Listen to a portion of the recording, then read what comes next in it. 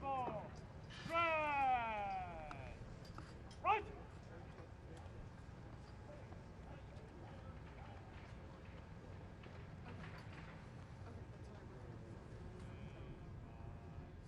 Good. At close interval. Drag. Right.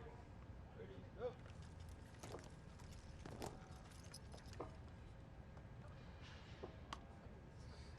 Drag. At close interval. Drag. Right.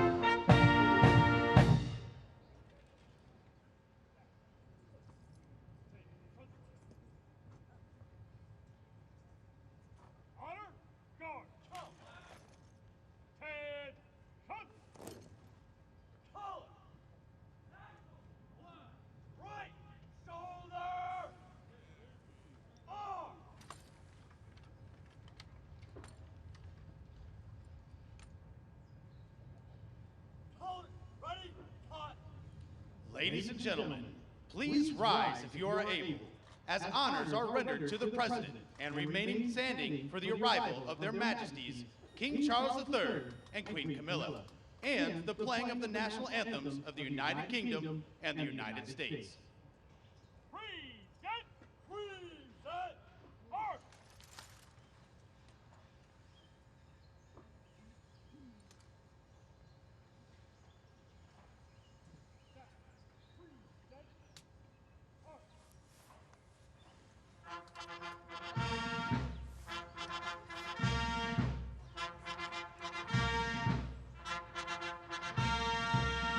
Ladies and gentlemen, the President of the United States, Donald J. Trump, and First Lady Melania Trump.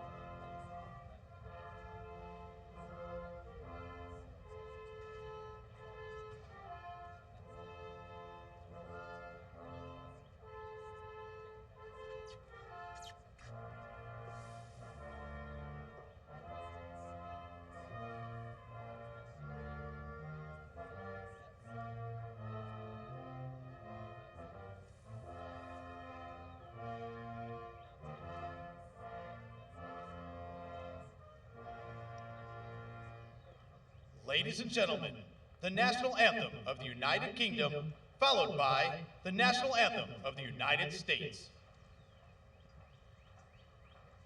Present,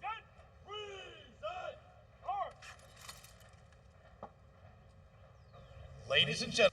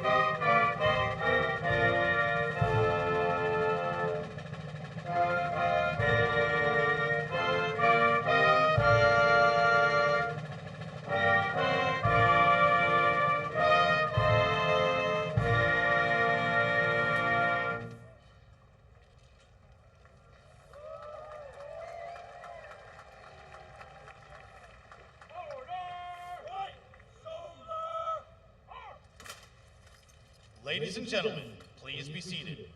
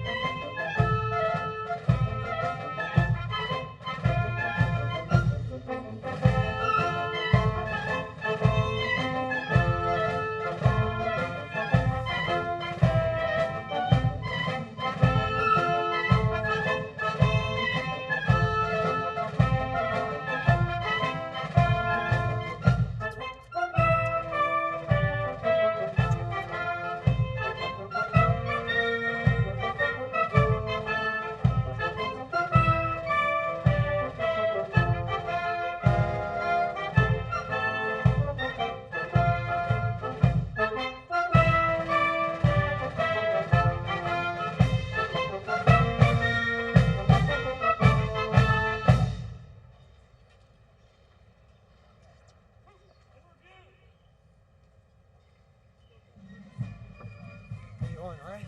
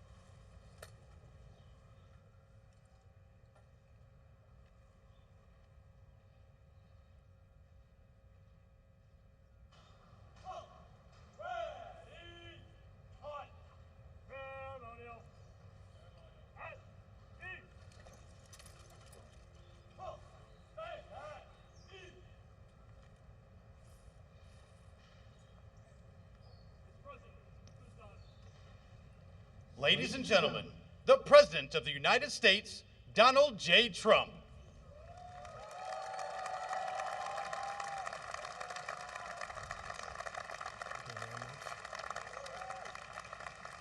Thank you very much, everybody. What a beautiful British day this is. And it really is. Your Majesties, members of the British delegation, friends, service members, and distinguished guests, welcome to the beautiful White House. Great honor to have you. Melania and I will never forget the spectacular honor Your Majesties showed us during our extraordinary visit to Windsor Castle last September. Now it is our tremendous privilege to host you, and you're going to have a wonderful short stay, but stay nevertheless. Then you're going over to Congress, and you're going to make a speech that's going to make everybody very envious of that beautiful accent of yours. Very elegant. He's a very elegant man.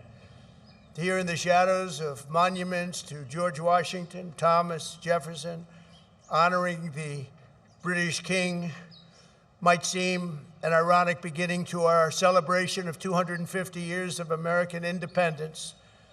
But in fact, no tribute could be more appropriate. Long before Americans had a nation or a constitution, we first had a culture, a character, and a creed. Before we ever proclaimed our independence, Americans carried within us the rarest of gifts, moral courage, and it came from a small but mighty kingdom from across the sea.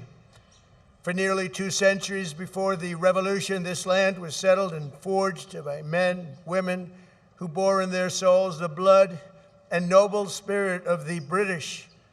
Here on a wild and untamed continent, they set loose the ancient English love of liberty and the great Britain's distinctive sense of glory, destiny, and pride. That's what it is, glory, destiny, and pride. The American patriots who pledged their lives to independence in 1776 were the heirs to this majestic inheritance. Their veins ran with Anglo-Saxon courage. Their hearts beat with an English faith in standing firm for what is right, good, and true. In recent years, we've often heard it said that America is merely an idea, but the cause of freedom did not simply appear as an intellectual invention of 1776. The American founding was the culmination of hundreds of years of thought, struggle, sweat, blood, and sacrifice on both sides of the Atlantic. Fate drew a long arc from the meadow at Runnymede to the streets of Philadelphia that ran through the lives of people born and bred on the British code that no man should be denied either justice or right. American patriots today can sing, "My country, 'tis of thee, sweet land of liberty," only because our colonial ancestors first sang, "God save the King." We see today a living symbol of this centuries-old bond, just a few dozen feet to the left where I stand. There, Her late Majesty, Queen Elizabeth, an incredible woman who I had the privilege of getting to know. Queen Elizabeth II, very, very special woman who is very greatly missed on both sides of that mighty Atlantic. Long ago planted a young tree. It was a very young and beautiful tree, and look at it now. It's tripled in size and tripled in strength, very much as our nations have even more than tripled. Like our nation itself, it was laid with British hands but grew in American soil. Today it stands tall and proud, reaching ever higher. And this morning it reminds us that the mightiest of trees, like the greatest of nations, must be anchored by the strongest and deepest of roots. In the centuries since we won our independence, Americans have had no closer friends than the British. We share that same root. We speak the same language. We hold the same values. And together our warriors have defended the same extraordinary civilization under twin banners of red, white, and blue. My wonderful mother, Mary MacLeod, was born in Stornoway, Scotland, the Hebrides, and that's what they call very serious Scotland. There's no question about it. Some places they say, well, it wasn't really Scotland. The Hebrides, that's real serious Scotland. That's where they had their greatest of warriors, their greatest of warriors. She came to America at 19, met my incredible father. We loved him so much. We all loved him. We loved her. We loved him, Fred, and they were married for 63 years. And excuse me if you don't mind. That's a record we won't be able to match, darling. I'm sorry. Just not going to work out that way. We'll do well, but we're not going to do that well. 63 years. And my mother, I just see it so clearly. She loved, and I told the king this, she loved the royal family, and she loved the queen. And anytime the queen was involved in a ceremony or anything, my mother would be glued to the television, and she'd say, "Look, Donald, look how beautiful that is." She really did love the family, but I also remember her saying very clearly, "Charles, look, young Charles, he's so cute." It's my mother. My mother had a crush on Charles. Can you believe it? Amazing how, I wonder what she's thinking right now. But beneath those beautiful flags, 8 decades ago, Prime Minister Winston Churchill and President Franklin Roosevelt famously met on a ship in the North Atlantic to outline a vision for the free world after World War II. That understanding of our nation's unique bond and role in history is the essence of our special relationship, and we hope it will always remain that way. The ship where the two great leaders met was called the Prince of Wales, the very title that His Majesty the King held longer than any other individual in British history, and he held it with great pride and respect. It's said that when Prime Minister Churchill first met this future king many decades ago, he was so impressed, he made the statement, "He is so young to think so much and so well." And the bust of your great Prime Minister rests proudly again in the Oval Office. We're very proud to bring it back. We brought it back. Throughout His Majesty's life, the world has witnessed that same thoughtfulness which first struck Britain's greatest Prime Minister. His Majesty's intellect, passion, and devotion have been really a blessing to the British people. But not only to his own country, but to the cherished bond between the United States and the United Kingdom. And I am very certain that it will continue that way long into the future. In a few hours, His Majesty will stand in the heart of the United States Capitol as the very first British king ever to address a joint session of the United States Congress. So he's going to be addressing Congress, and I'm going to be watching. I was thinking of going, but they said, I don't know, that might be a step too far. I would love to go. It's not supposed to be protocol, but I would love to be with you. But there, the direct descendant of King George III will speak to the direct successor of the very body that gathered in Independence Hall on July 4th, 1776. If John Adams and George Washington, or the King's fifth great-grandfather, could see that sight, they might be absolutely shocked, but probably only for a moment. Surely they would be delighted that the wounds of war healed into the most cherished friendship. Think of that very, very long ago difficult war, and yet those wounds did indeed heal into the most cherished of friendships, most cherished.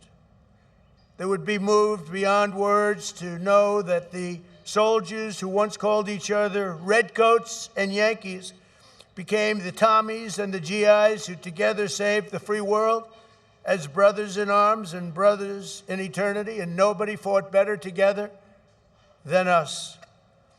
If they could see us today, our ancestors would surely be filled with awe and pride that the Anglo-American Revolution in human freedom was never, ever extinguished, but carried forward across centuries, across oceans, and across history until it became a fire that lit the entire world.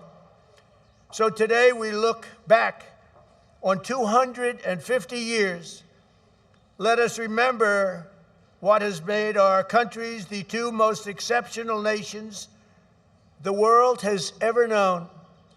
And together let us go forward with even stronger resolve to carry on our sacred devotion to liberty and to the traditions of excellence that have been our shared gift of all mankind. Your Majesties, thank you once again for making this important visit. We are so honored. May God forever bless the United Kingdom, Great Britain, and Northern Ireland, and may God bless the United States of America. Thank you very much, everybody. Thank you. Thank you.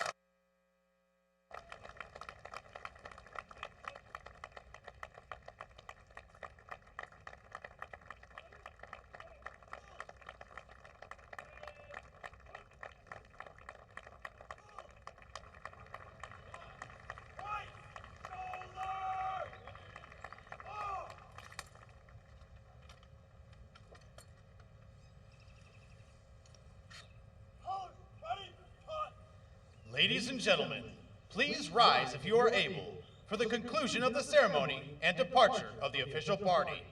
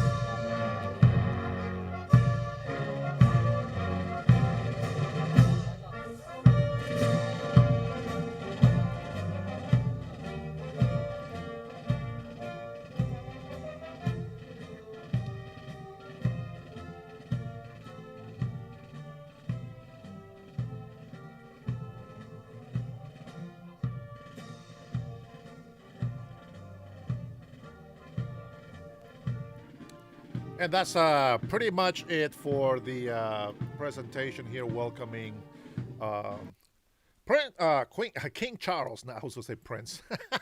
King Charles. Welcome to the Dennis Herrera Show, and I will say good morning, good afternoon to some of you who are listening to us all the way from the UK. Maybe good evening by now. I want to point out a couple of things, guys. And, throughout our history, you know what? I feel there is like all this, like a cocktail of emotions that I have. Like, I know the history of America, and I know the struggles, and I know the good and the bad things that we have had here. But let me tell you something. You guys, if you are in the United States, if you're an American citizen right now, you are part of the most wonderful, most amazing country in the history of our world.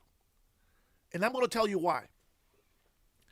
We are able to understand our native history side, the bad and the good of history. We know about the settlers, colonizers, whatever you want to call them. We know about the wars and the battles. And we acknowledge, and I'm talking about we as an Americans or any other person that has common sense and likes to analyze things. We have soldiers who have shed blood, not just to develop this country, but also to bring freedom to slaves. We have come to this country, and we have to say we because this is the nation that we are today, and all of the history, good and bad, is ours. We have to adapt it. We have to adopt it. We have to accept the bad with the good. You have to. Otherwise, we'll never learn. We'll never grow. And I'm going to tell you, like I said, it's a cocktail of emotions because there's a lot of anger. There's a lot of resentment, but at the same time, there is forgiveness. There is acceptance of the things that we can't change. And almost everybody in the world doesn't think or remember. We always say never forget, but they always forget. And when I think about the history of this country, and I think about the death of the Americans from back in the days, your ancestors, the fight against the Brits, the bad things that the Brits were doing to the villages here in the United States of America. You have to understand something. This country has evolved from everything that has happened to it.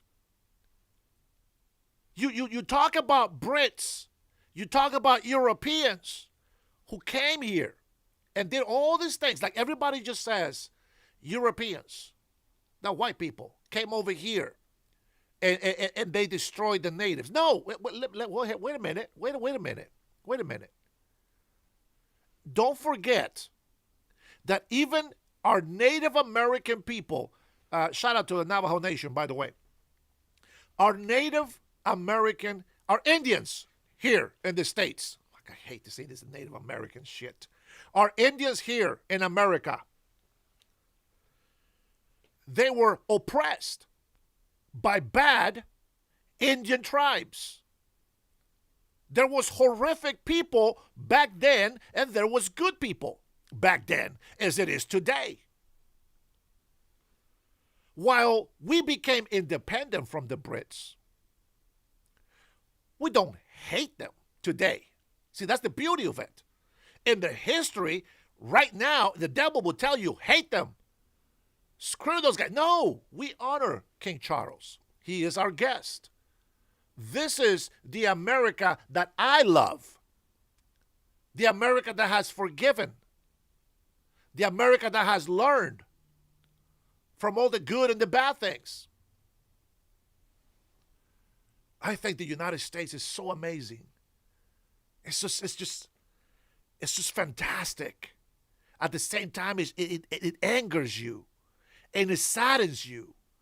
But you can't forget. You can't forget the sacrifice of all the people that have died in this country to make it what it is today. You know, there is this so many anti-Americans in our nation. Many anti-Americans. And we always say when something bad is happening and we're overcoming something, we always say, never forget. Never forget. You know what's amazing? There was this racist period in America. There was a time where there were white bathrooms and black color bathrooms. That existed. That was bad. But now it doesn't. There was a time where people looked at a black man with a white woman or a black woman with a white man, and that was a problem. Today, my kids are half black. Isn't that amazing? Today, well, now it's getting worse because now men are trying to get into women's bathrooms. But we're against that. We draw the line. There is no white or black bathrooms, but there certainly is men bathroom and women bathrooms. Okay? That we still have that difference. See, the point is that we need to learn, but we also don't need to deviate from what's true. And I think that that's fantastic. We always say, never forget. 9/11 happened in 2001. I was working for Comcast. And we were watching this plane live. We were watching this plane crash into the Twin Towers. Boom! We thought it was not real. We thought it was fake. And then we saw the second plane. Boom! Hit the second one. And the Twin Towers were no more. Destroyed by Islamic terrorists. We said, never forget. Sadly, people forget very fast. Very fast. I remember watching people that said color doesn't matter anymore. We love each other. White men and black men and Hispanics under the white cloud of dust all became the same humans. And we understood at that moment, we were reminded at that moment how great of a nation we are by standing together. I got goosebumps right now. Let me tell you something. You have heard me say this. I used to support Democrats. I know the Democrats are the founders of the Ku Klux Klan, of the KKK, the racist party. We knew that the Democrats were the ones who funded these racist groups. I got you. The Democrats are the ones that fought to maintain and keep slaves. I got you. I get it. It's bad. There is other things. And we say never forget. But there was a flip. There was a change. And maybe I misunderstood it. Maybe I did. But I can tell you this. The Democratic Party started having policies that supported America first. And I supported that. Secure the border. No illegal immigration. I know how important that is because there's a lot of people that are leaving third world countries because they're shitholes and they come over here, but instead of protecting the land that they admire so much because it's not like the shithole country they come from, they forget. And they make this country, this great nation, a third world shithole as the one they just left. Never forget 9/11. Today we have a Muslim communist as a mayor in New York. We got Muslim communist in Dearborn, Michigan. And Minnesota, the same Islamic terrorist people that hate America. Somebody has to say it, damn it. Never forget, we say. And the next generation doesn't know jack squat about what we say, never forget. People look at our Marines. They look at our military, our army on the streets, and they feel threatened. You know why? Because they're criminals. Because they're anti-Americans. I don't know how many people in this country feel threatened by our military. I am honored. I'm like a kid at a candy store. Like, hey, can I say hi to you? Can I tell you God bless you? Hey, I'm trying to keep my distance when I see the military. I don't want to bother them. I give them so much honor and respect, and I just can't believe that people don't like our military. They hate our military. They treat them like terrorists. For Pete's sakes, they're over there, Chuck Schumer, talking shit about ICE, our federal agents, the ones that are sworn to protect this country's border. The ones who are trying to get all these illegal immigrants out of our country. We are over there wanting to be close to them and tell them thank you so much. But all these anti-Americans, they forget. They forget about history. They forget they're supposed to protect this country. Get all these illegal immigrants, 22-something million illegal immigrants in this country. And they think, oh, I'm a hard worker. Illegal immigration, there should be none. You selfish-ass bastards. Because you don't want to respect the immigration law, we have all these criminals infiltrating our country, including terrorists. It's like if you don't know, you don't understand why it's important that we don't forget our history. How can you not think of what's happening in the future? I supported Democrats and I saw that they kept lying to us. The Democrats kept lying to us. They kept telling the black communities, we are for you, and then gave them the finger once they're in power. 60-something years, and they're still voting Democrats. No wonder they call them ignorant. You know what I'm talking about. I saw they kept lying to us. They betrayed us a long time ago. It was the socialist Democrats and rhinos who stopped giving a damn about our country. They stopped giving a damn about our economy. And they started filling their pockets with money. And now they are the same ones that say, tax the rich. The same mofos that destroyed our economy. The same people that make it unaffordable. They are the same ones that keep blaming President Trump for their incompetence.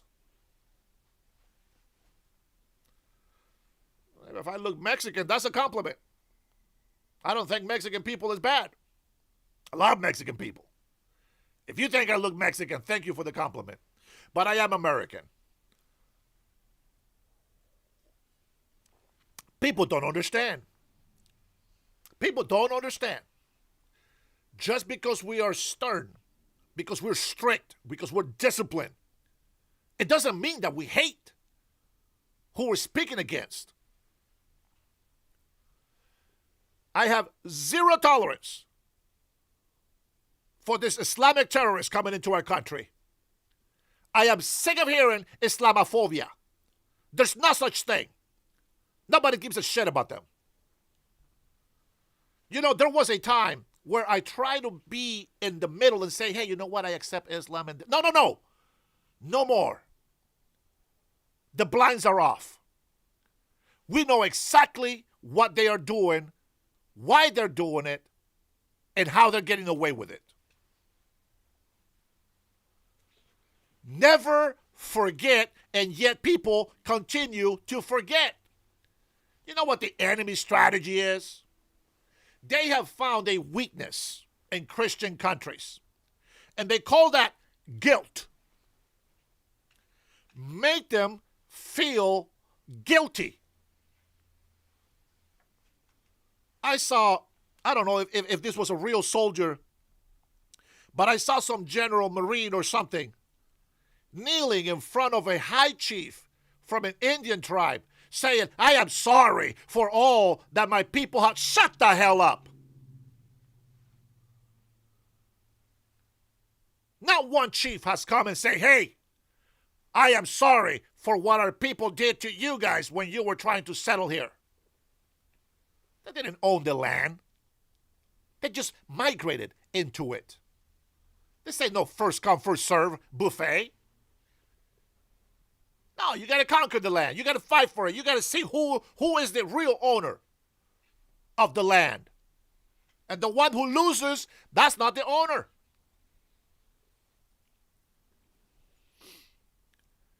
If this country is going to be saved, which I doubt,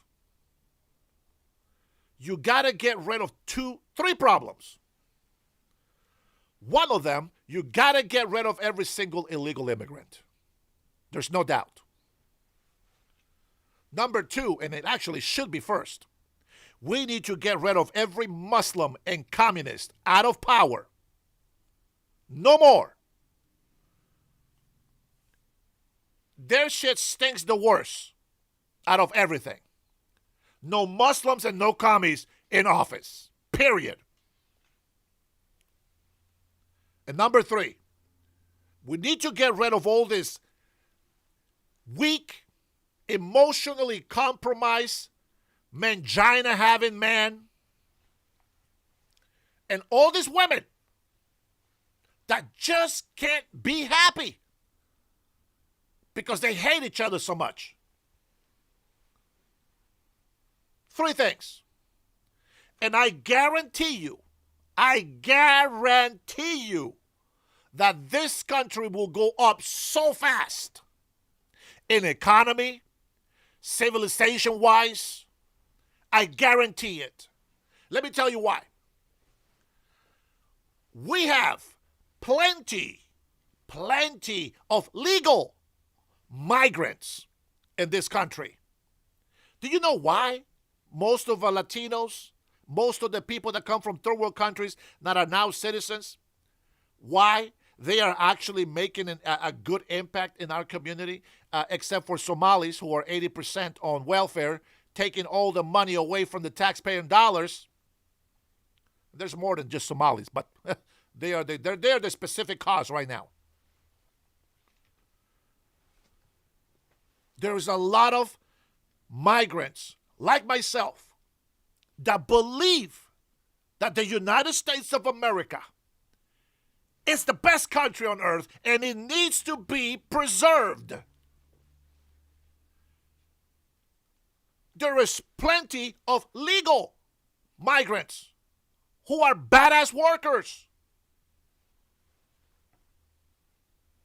Those are the people that we want in this country. And I am proud. I'm very thankful. I am very thankful that I'm accepted into this country as an American citizen. Yeah, I'm an Indian descent from Central America. It doesn't matter if I was here in the Americas first. Doesn't give me claim to the land. No, there's rules. There's regulations. I gotta buy it. I gotta buy it.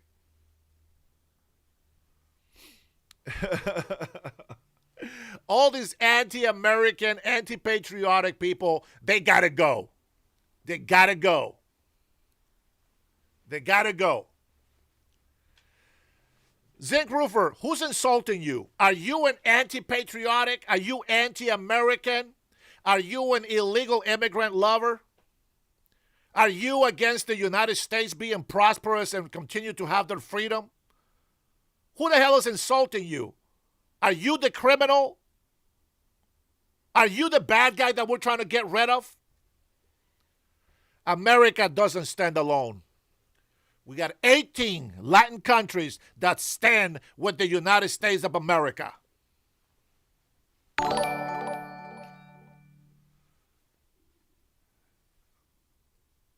This country is so great. If you are listening to me,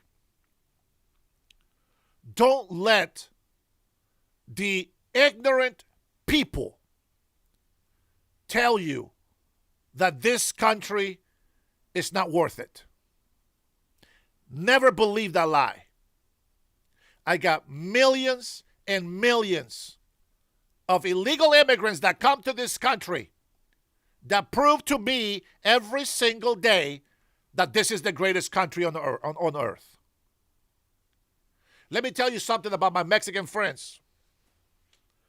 They come to the United States, very interestingly enough, they come to the United States of America, and they are so proud to wave the Mexican flag. And they're all, Mexico, viva Mexico, cabrón. That's what they say. Long live Mexico, assholes. That's what they say. Viva Mexico, cabrón. Huh? And where do they live? Who provides for them? What land gives them what they need? The land of the United States of America. Viva Mexico, why are you not there? Why are you not there? Why are you not in Mexico? I think every single illegal immigrant has to go. Let me tell you why. We have millions of people who are waiting for their papers. You get rid of all these millions of illegal immigrants and these DACA, D-A-C-A document holders, all these TPS holders, the courts would be available so that they can get their fair trial or their fair due process. You can't get fair due process if you can't go to court. Therefore, we need to get rid of every single illegal immigrant. And then we need to start looking after these people. Okay, you're a DACA document holder. Let's check, because you got your fingerprint in the system. Let's check your criminal background. If you pass, if you've been paying taxes, because they should be paying taxes, those people should be granted access to get their green card. Not a citizen, green card. 5 years to prove their loyalty to the United States of America. Let me tell you something.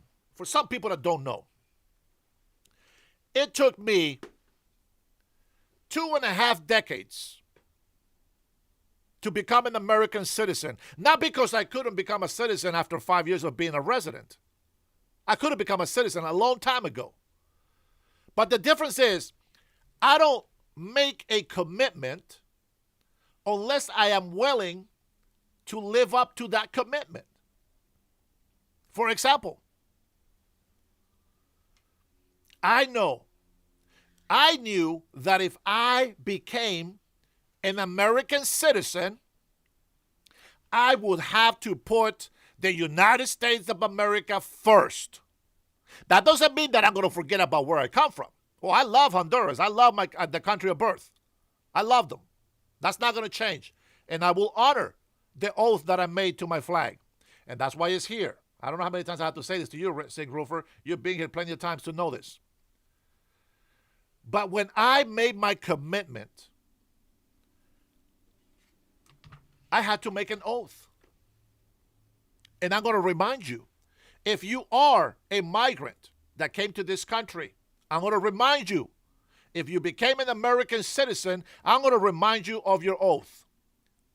If you're an American that was born here and you don't know jack shit about immigration, I'm going to read to you the oath that we have to make in order to accept a citizenship,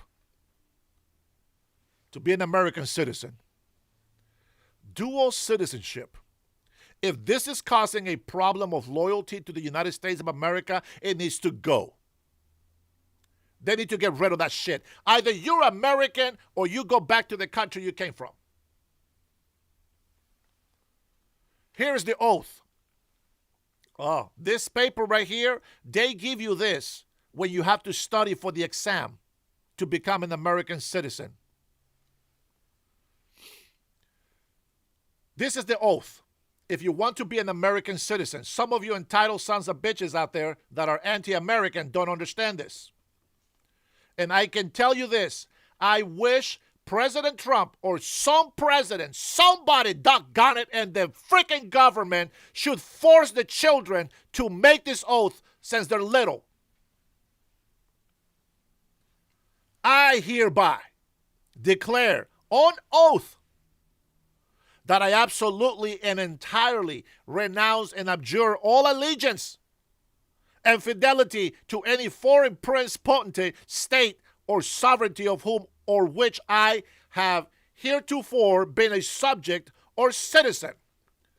Why do they have to make this oath in schools to children?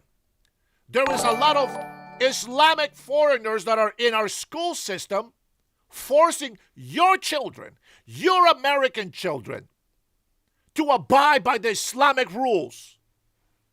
Respect the religion. Forget about the Christian religion. Respect Islam. And that shit has to go. Teach your children to be Americans, to be patriots, to love this country. You can always respect other cultures and religions, but learn to love this country. I will support and defend the Constitution and the laws of the United States of America against all enemies, foreign and domestic. So that's right. I am defending the law of immigration. No illegal immigrants in the United States of America. That is my oath. I don't give a shit if you like me or not. I keep my oath. When I told my wife, yes, I do, I will be faithful. I have not been with any other female besides my wife. When I married her and I made that oath to her, that's exactly what I do. You little keyboard warriors that hide behind these fake profiles, you can lick my... Anyway, I don't care what you say. But to me, being faithful is very important. See, you don't have a word, so you give it away because you don't have word. You don't keep your promises. You're a liar. You're a fake. You're a hypocrite. Zingroofer, this is why I cuss you out. What the fuck is wrong with you, bro? What don't you freaking understand, you dumb ass old man? I swear, I give you a chance every single day and your stupidity keeps coming back. What's wrong with you? You got Alzheimer's or something? Stupid son of a bitch. It pisses me off. You don't stand for America. You don't stand to defend the United States of America. You don't really care about our military. What the hell do you stand for? How many times have I said, this is the country that I support. This is my primary flag. This is honoring where I come from. That doesn't change anything. Do you understand? All my American vets and patriots in here, they know exactly what I stand for. Stupid mother... Oh my gosh, bro. I'm trying to censor myself here.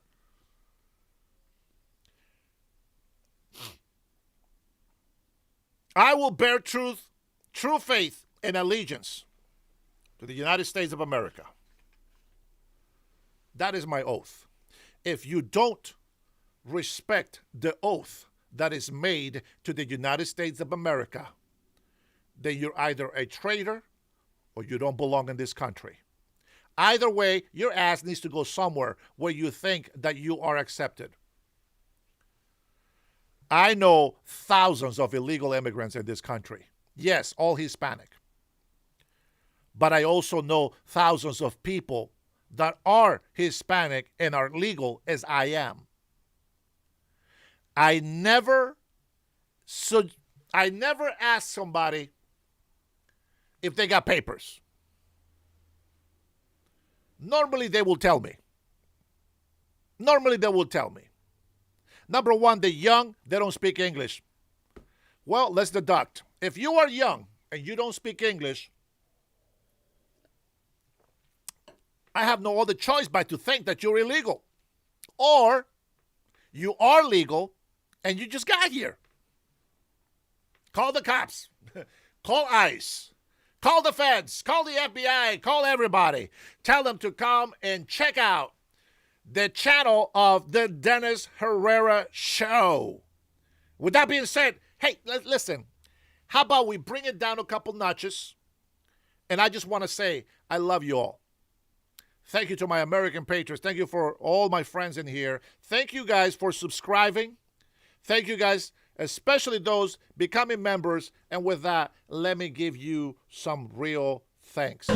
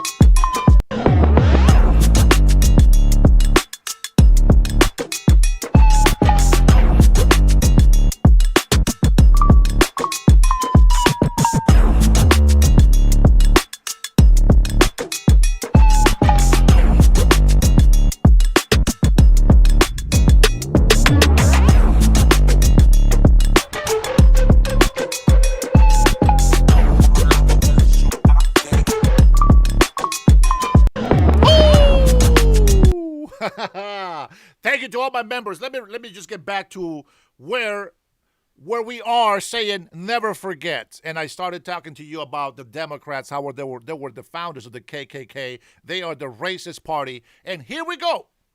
Talking to today, here we go. We look at the new Socialist Democratic Party, and they just can't help themselves. They just can't help themselves to keep proving us that we're right. Remember that video that I shared, a short clip that I shared, that Biden keeps saying, how many times does President Donald Trump have to keep proving that we're liars, that we can't be trusted? That was from Biden's mouth. He said, we can't be trusted. How many times? Let me see if I can find that on my video clips here.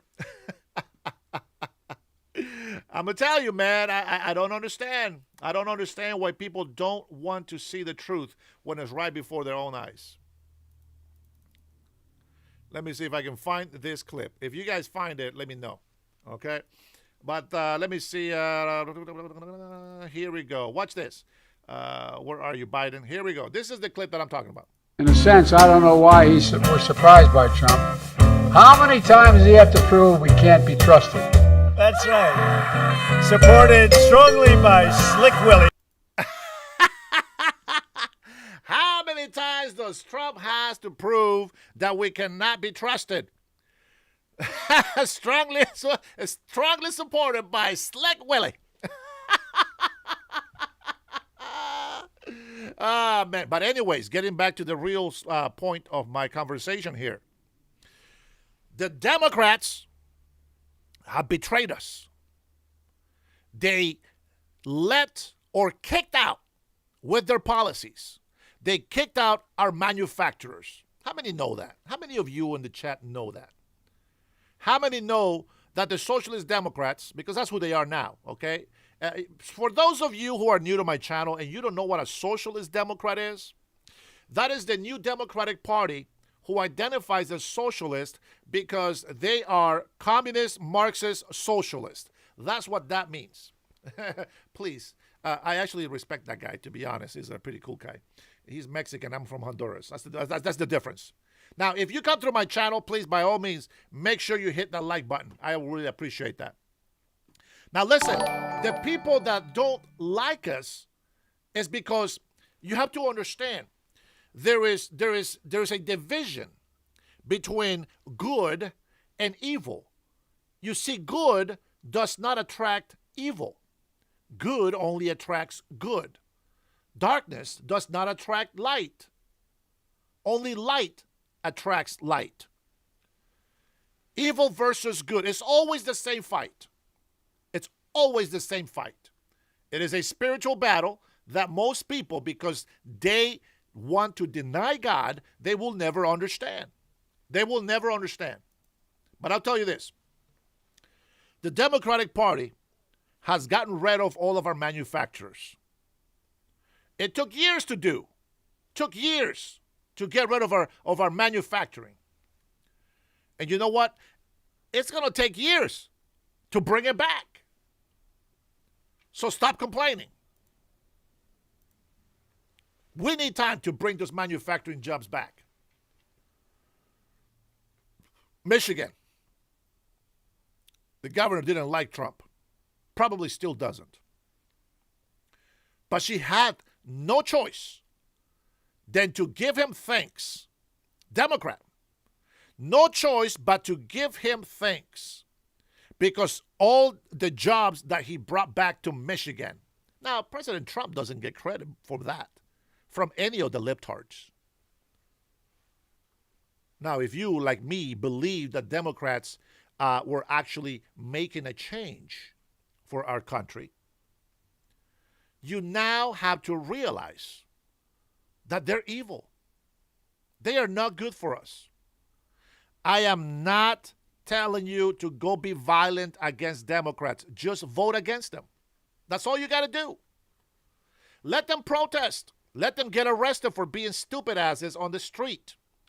But I'm reaching out to you so that you vote against Democrats. And if one day it changes, then I will tell you, vote for Democrats. But in the meantime, you have to acknowledge the truth. What is the truth? That socialist Democrats want to destroy the nuclear family. They don't believe in God. That's a Marxist. Communists, they want to take over everything, every single part of your life, including the education of your children. And that's including in that education their belief. They're indoctrinating your children to live for Satan, not for God. You have to understand that. They defend illegal immigration. As many people will come through my chat in here and say something stupid. But they defend illegal immigration. You know why? Because we already fought to free the slaves. That's it. We fought to free the slaves. Now, a lot of Chicago black people are turning red. They're turning red, period. And listen, all this gerrymandering bull crap, two can play that game. Two can play that game. Jason Martin was giving me some information yesterday, and I was looking it up on the news and stuff. And well, guess what? Texas won. We got our redistricting there. Florida. I love Ron DeSantis, man. Just that guy. He just needs somebody to go to war for him. You know what I'm saying? Campaigning. But the guy is such a good guy. He stands for the law. You know, it's such an example for the rest of the country. But you know what? The Michigan governor gave thanks to President Trump for all the jobs that he was bringing back, for the manufacturers. You know what? I'm going to tell you this. Right now, it's very early. It's only been a year and a couple of months, okay? And we already see the benefits. Listen, I don't want to go back and forth with this, but let me just tell you, they support illegal immigration because it's cheap labor. And most of the time, they don't. The employers, knowing that they're illegal, by the way, there should be a $10,000 fine if you hire an illegal immigrant. That is in the paper. Listen, they know that illegal immigrants get health care no matter what. You live in you live in California, SoCal. Shush. What did you say about talking about other states? Follow your own advice. You don't do research like I do. But if the governor is saying that Trump has provided all these jobs and is bringing these manufacturers in, who am I to question that? Who are you to question that? How can you come into my channel and deny the facts? Makes you look stupid. Don't do that. Go do some research before you come in here and make a dumbass comment. With that being said, these illegal immigrants, the employers don't have to give them benefits. And they will pay them cheap labor. But a lot of them are smarter than that. Because if they are not going to get any benefits and they're going to get paid cheap labor, what do? Paco's Landscaping, Pedro's Painting, Juan's Taqueria. Listen, I support because I'm a Latino, I support every single Latino business. And I really, really hope that they all get papers. I really do. I really do. But I also know that all these illegal immigrants that are in this country, they are not only causing a problem with jobless, unemployment crisis in the United States of America, but they are also causing a crisis because of all these illegal immigrants. Our courts don't have the manpower, or the will, for that matter, to get those migrants that were refuge, that were accepted here into this country, that have been working for years, have a good, personal criminal background. It's clean. They have been pouring into this country. All those people are hurt as well because of all the illegal immigration. This mass illegal migration. They are hurting the migrants that today should have papers. So no, I will not back down from that. You don't get to cut in front of the line. We know this. How many times have we got to say this? No, you don't get to cut in front of the line. Listen, how is it fair that you and I, that have papers, can't get shit from the government? You make too much money. You don't qualify. But an illegal immigrant qualifies. Well, isn't that fantastic? I am always going to talk about immigration because it's always a problem in this country. No, we haven't fixed it, jackass. We closed the border. We got millions of illegal immigrants in this country. Well, not people. Just people who don't follow the law.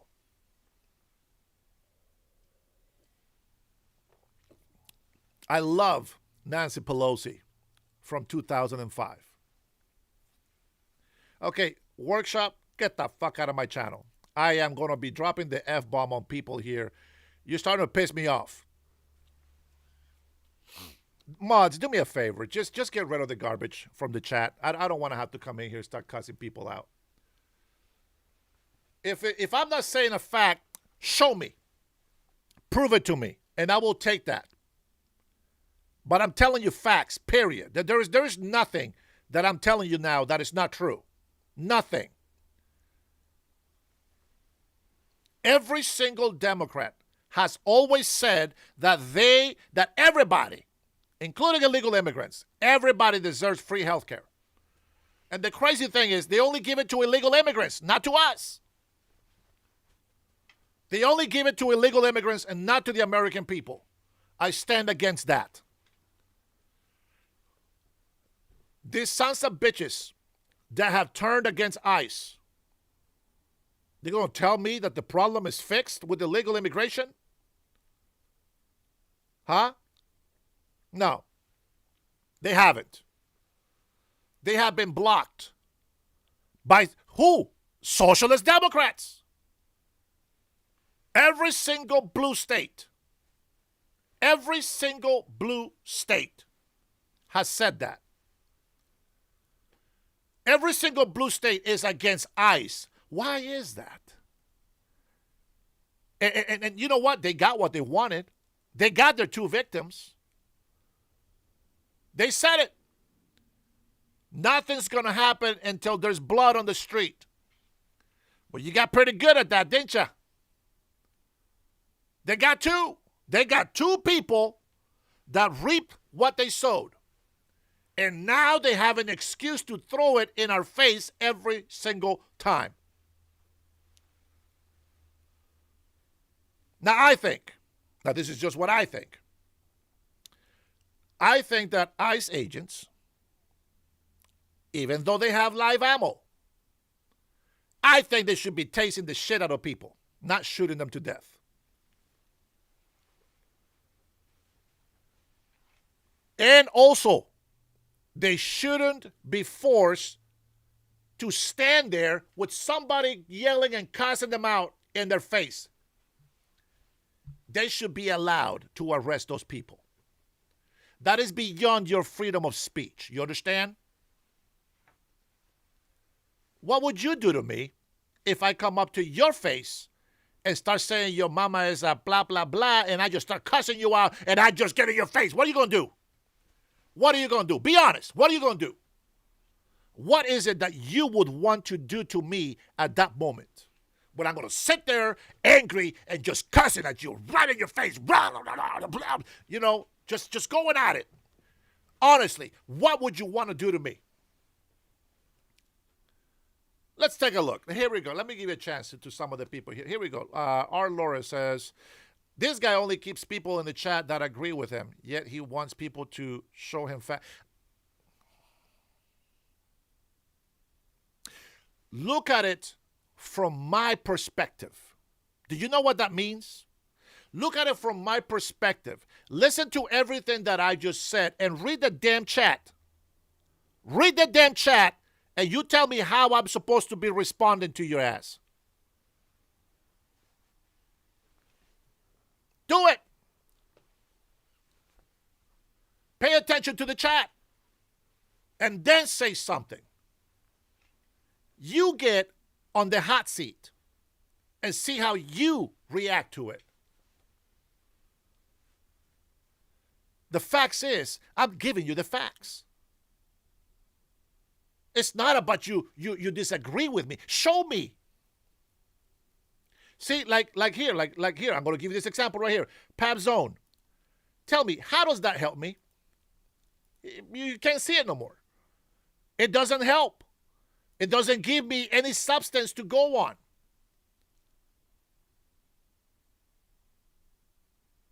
Why did you block the Bills Daily? 22 members of the National Science Board has been fired. The entire board. Why? What's wrong with that? There's nothing wrong with that question. That's a question. And I can tell you, ineptitude will be one reason. You know, so if you come in here and you want to, you know, it's on the chat, guys. I don't know why they're surprised. It's on the chat. It says be respectful. Does it not? It says be respectful. So if you do that, then I won't be able to, I won't be cussing you out. Everybody's welcome on my channel, but we're not going to allow you to use your freedom of speech to come over here and be an asshole. That's not what I want on my channel. Do you not understand that? Why is that so hard to understand? I don't get it. I don't get it. I don't know about what these people do. What I can tell you is ineptitude. Incompetence has been the number one reason why people are getting fired. What does it do? Let me go ahead and give you some time. Let me see. What is it? Science board. Number one, science has been lying to us. These doctors have been lying to us. So I don't give a shit about them, and they should be fired. I hope that that's what you're talking about. Let me go ahead and read about being fired here. Let's see. Okay, here we go. Let's take a look. So the New York Times says, hey, let's read the article. Let's read the article if I can. I am not signing up for your bullshit. Okay, so we're not going to read that. Let me see what AI says.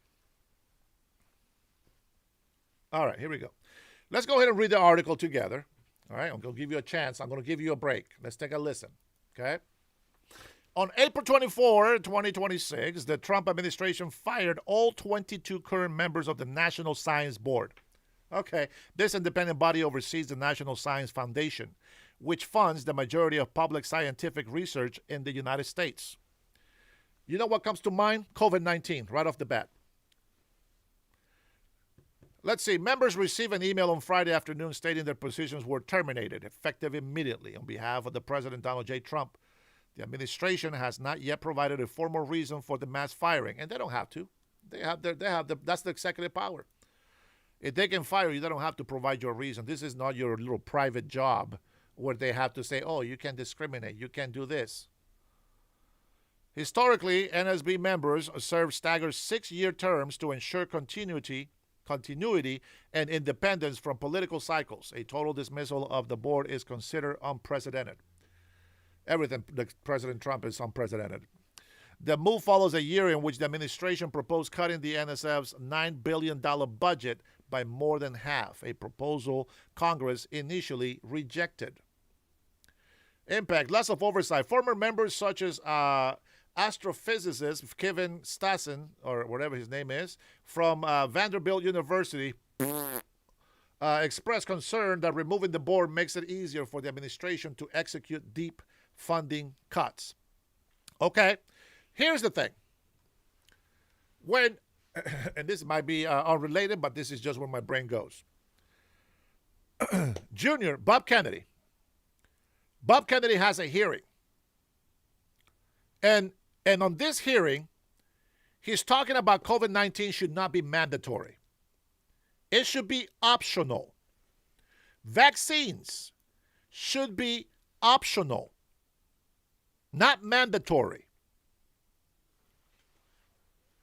And then the Socialist Democrats decided to go off on him, including Pocahontas, and decided to go off on him. Listen to me. COVID-19 is the one reason why I will probably be okay with all these fools being fired. Why? Because they told me that if I didn't take the jab, I will get fired. That is an infringement on my rights as an American citizen. So I don't give a shit what anybody says on the left. They forced us to take a vaccine. Fauci told Trump the vaccine was good. Of course Trump is going to accept. He's not a doctor. He's going to listen to the recommendation of these scientists, of these doctors. The same scientists and doctors that were making millions of dollars. The same ones that are responsible for killing millions of people throughout the world. One of the things that the vaccine, and this is why I didn't want to take it, which is very interesting that after I took the vaccine, all of a sudden I got problems with my heart. I got problems breathing. It's very coincidental, isn't it? But I believe that one of the symptoms for taking the jab was that it will cause abnormalities in your heart, and it could be fatal. What kind of vaccine that says that could be fatal should be mandatory? It should never be mandatory. You shouldn't be forced to it. Everybody on the left called us crazy people, insane. We should all die. That's what they told us.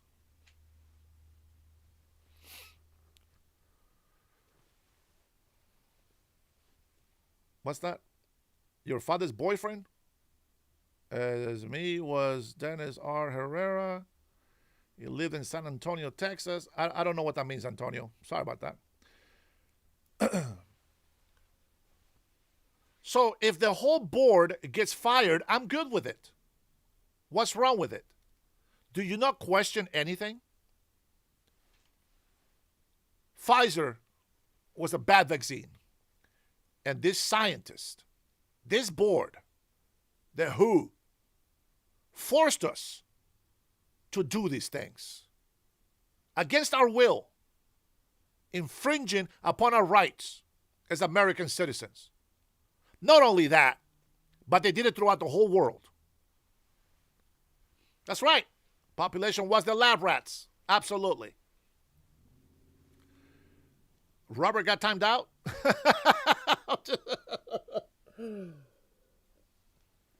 Oh, boy. Who timed out Robert, man? Hold on. I need a refill here. Who timed out my brother, man? Jason. Oh, Brian. Come on, man. How you going to time out one of our brothers? I'm sure Robert's cussing you out right now as we speak. Oh, your father's name was Dennis R. Herrera. Oh, I got you. Well, he has a good name. He has an awesome name. Where was he from? Was he from Honduras? Oh, okay. Brian. He's like, not me. Oh, man. I am an American citizen who knows not to be an idiot. And I live long enough to know that my immune system is my best defense. And if I need help, I can go to the doctor. And guess what? Whenever you have a flu, what is the number one thing that they tell you to do every single time? Because COVID-19 was a flu. What do they tell you to do every single time? Fluids. Lemon with honey tea. A lot of doctors, listen, I'm not a doctor, but I can tell you a lot of, I'm going to give you my own personal experience. I went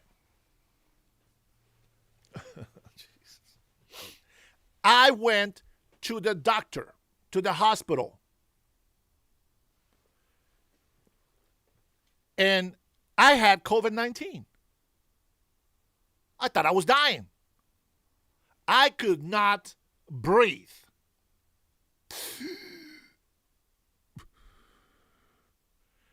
And I go in there, into the hospital.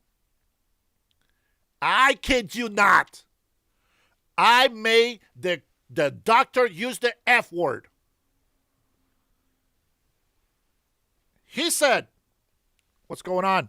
And I said, "Listen, I don't know. It feels like I can't breathe. I don't know if it's COVID. I took the vaccine." He says, "Fuck!" Text me right off. The doctor was pissed. The doctor. He was pissed. So yeah, I'm not a doctor. But I listened to the doctor.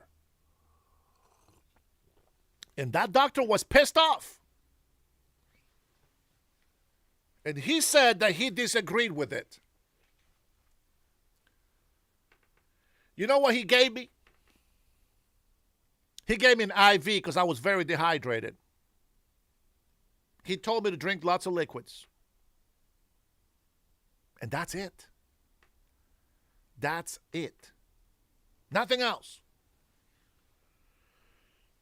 I got sick with COVID 3 more times. Sons of bitches. They lied to me. Fauci said I will not get sick. He lied to me. Democrats lied to me again that I would not get sick. And that's the first thing that happened to me was get sick with COVID. I've been having breathing problems since. I've been having problems in my chest since.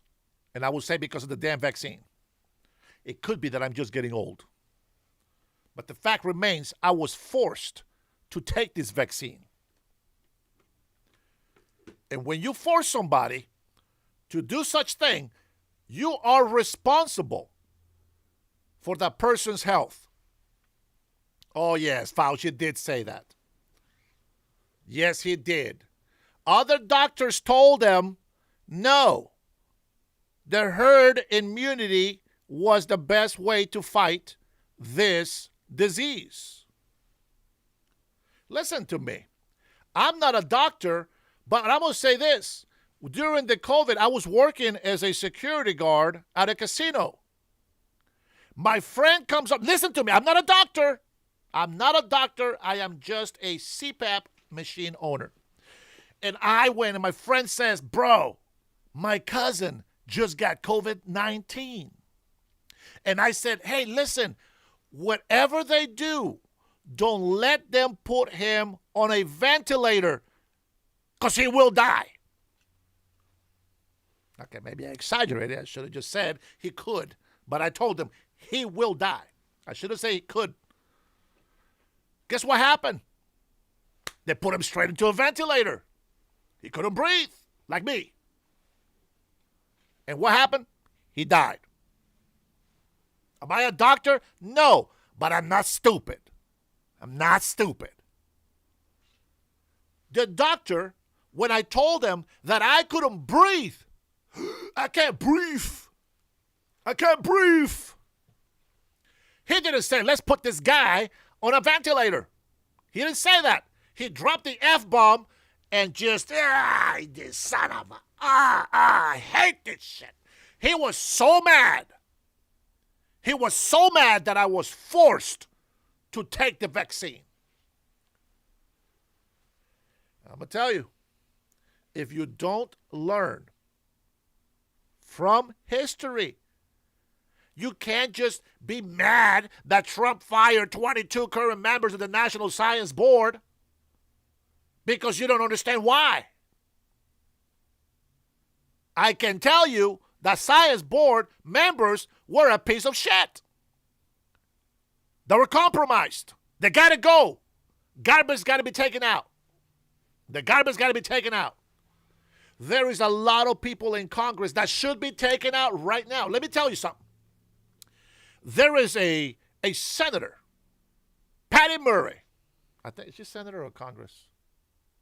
I think she's a senator. Patty Murray. She's lost her damn mind. She is old. She is the opposite of what she used to be when she was younger. Is that crazy? Is that crazy? If you want to know why, thank you, Kev. If you want to know why I'm doing podcasts, first of all, it's not always going to be about the talks that we have today, okay? There's going to be more. There's going to be more than that. But I started this podcast because I was getting so, what's the word? I don't know if the word is repressed, but I can tell you this. It was bothering me at work. Because every time that I try to talk with people, especially the supervisor, right? Right next to me, I was a lead. He was my supervisor. And every time I try to talk about, damn, bro, they just raised the taxes on us again.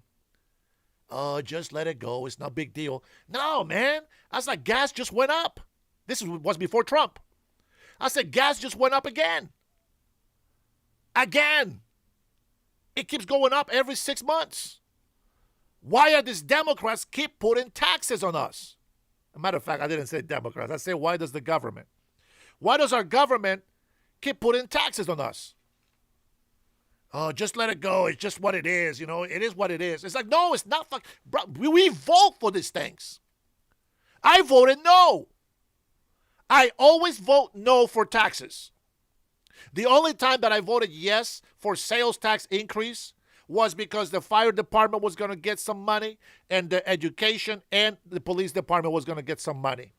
And you know what I have found out about the police and the education department? They don't get jack shit. Our children are stupider today. They're dumber and dumber as the days go by in the education system. Why is that? Why is education to our children backwards? Why do they get dumber and dumber? I see them on my chat in here. They're just retarded adults by the time they graduate. They forget. They don't know history. They don't know civics. They don't know what it is to be loyal to your country. They don't know. They don't know. And that's because the education system is failing them. Why do I have a problem voting yes for taxes anymore? Because the police department was promised by the current governor $100 million to bring more police as needed. You know what? Not 1 cent went to the police department, and they defunded the department. Now, when people hear defunded, they think that they just cut off completely. No, they took money off of them. A lot of police officers are being fired left and right. They are trying to remove sheriffs. And just so you know, we vote for the sheriffs. We vote who is the sheriff for our county. No more. Democrats want to get rid of that. Huh, peep this. They hate Trump so much, they want to pack the courts with socialist Democrats. That is no joke. How can I support these people? How can I say I'm still a Democrat? I can't. They lost their marbles.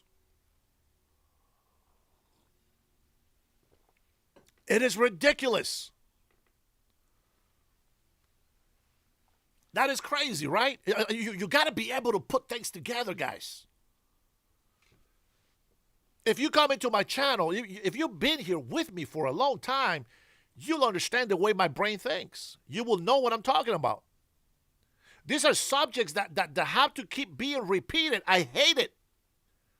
I wish I could just say it one time. You don't understand how frustrating it is for me to keep repeating the same shit over and over. It feels like I'm saying the same thing every single day. And it's frustrating.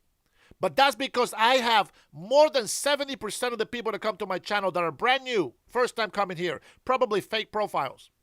But first time they come through my channel.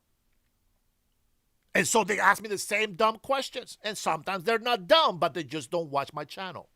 So they don't know the answer to those questions. And then I had to speak about it.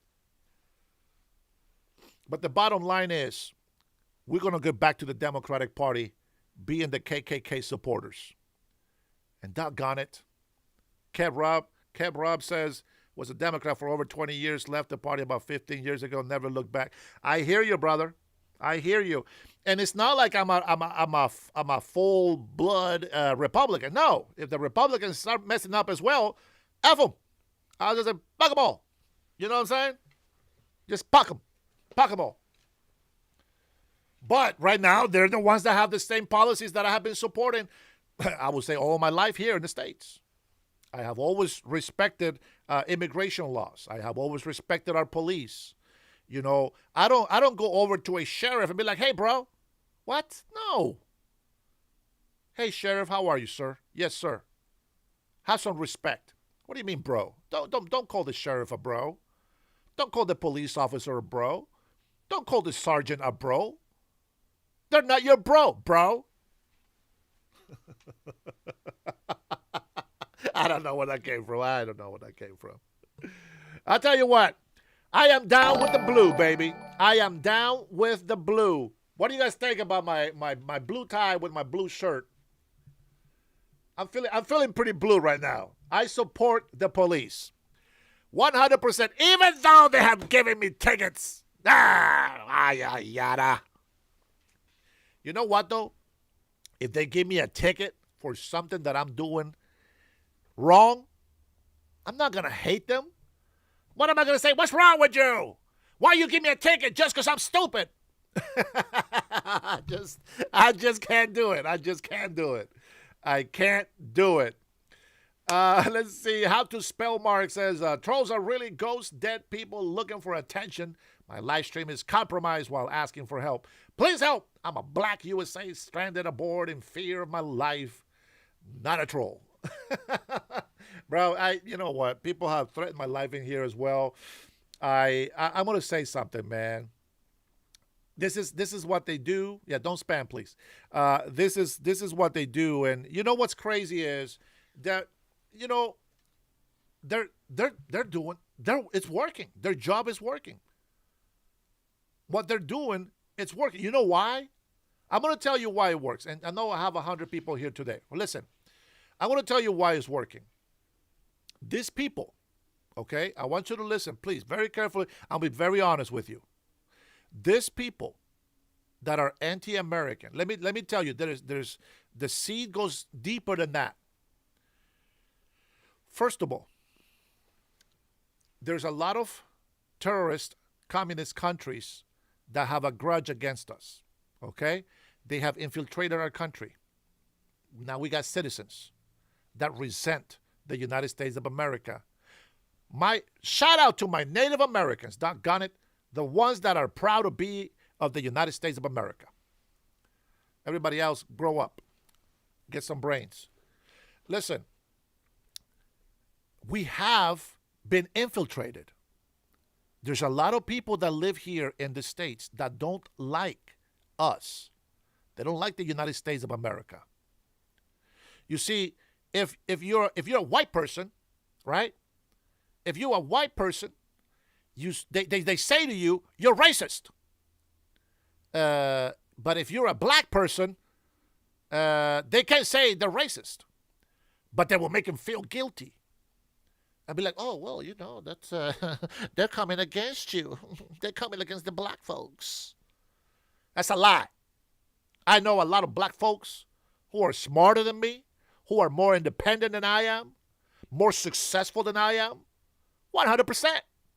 Now they come to me and the Hispanic community, oh, you're racist. Well, shut the hell up. You're racist.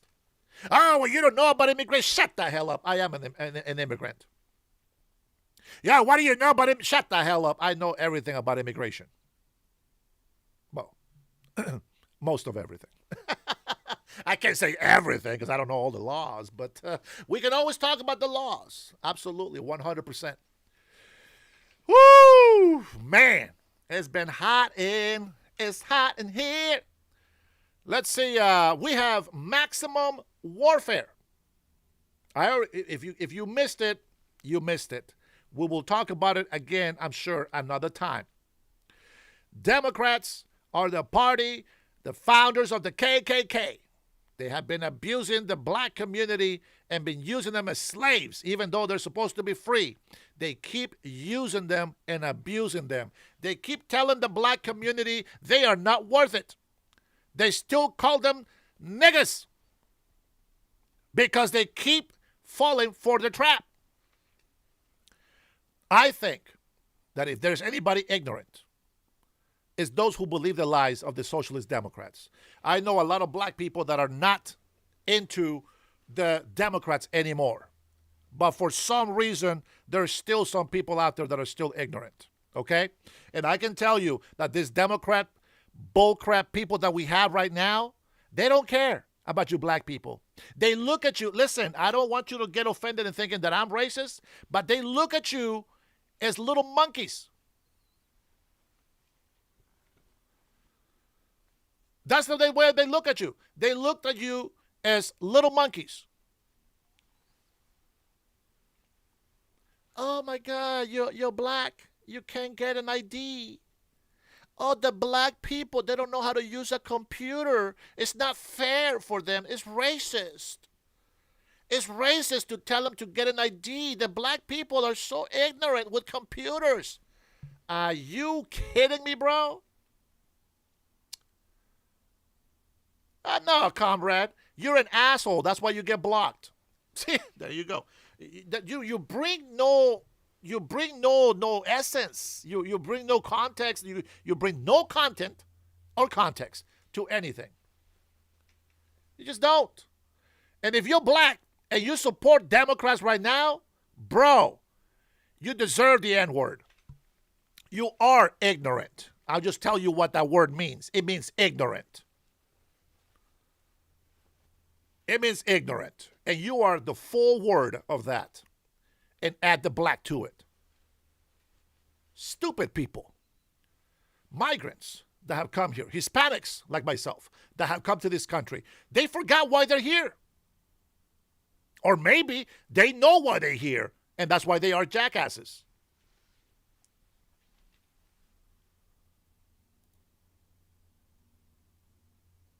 It is unbelievable. And maybe I was a fool as well. I didn't have the right to vote, but I supported Obama. Not because he was black, but because he promised immigration reform. And he didn't deliver. I just think he didn't fight enough for it. He brought it up to Congress, and Congress said no. Well, there is another department that is in charge of giving visas and permission to be in this country, and it's not Congress. I know Trump tried as well, but he doesn't really want it. I know I would.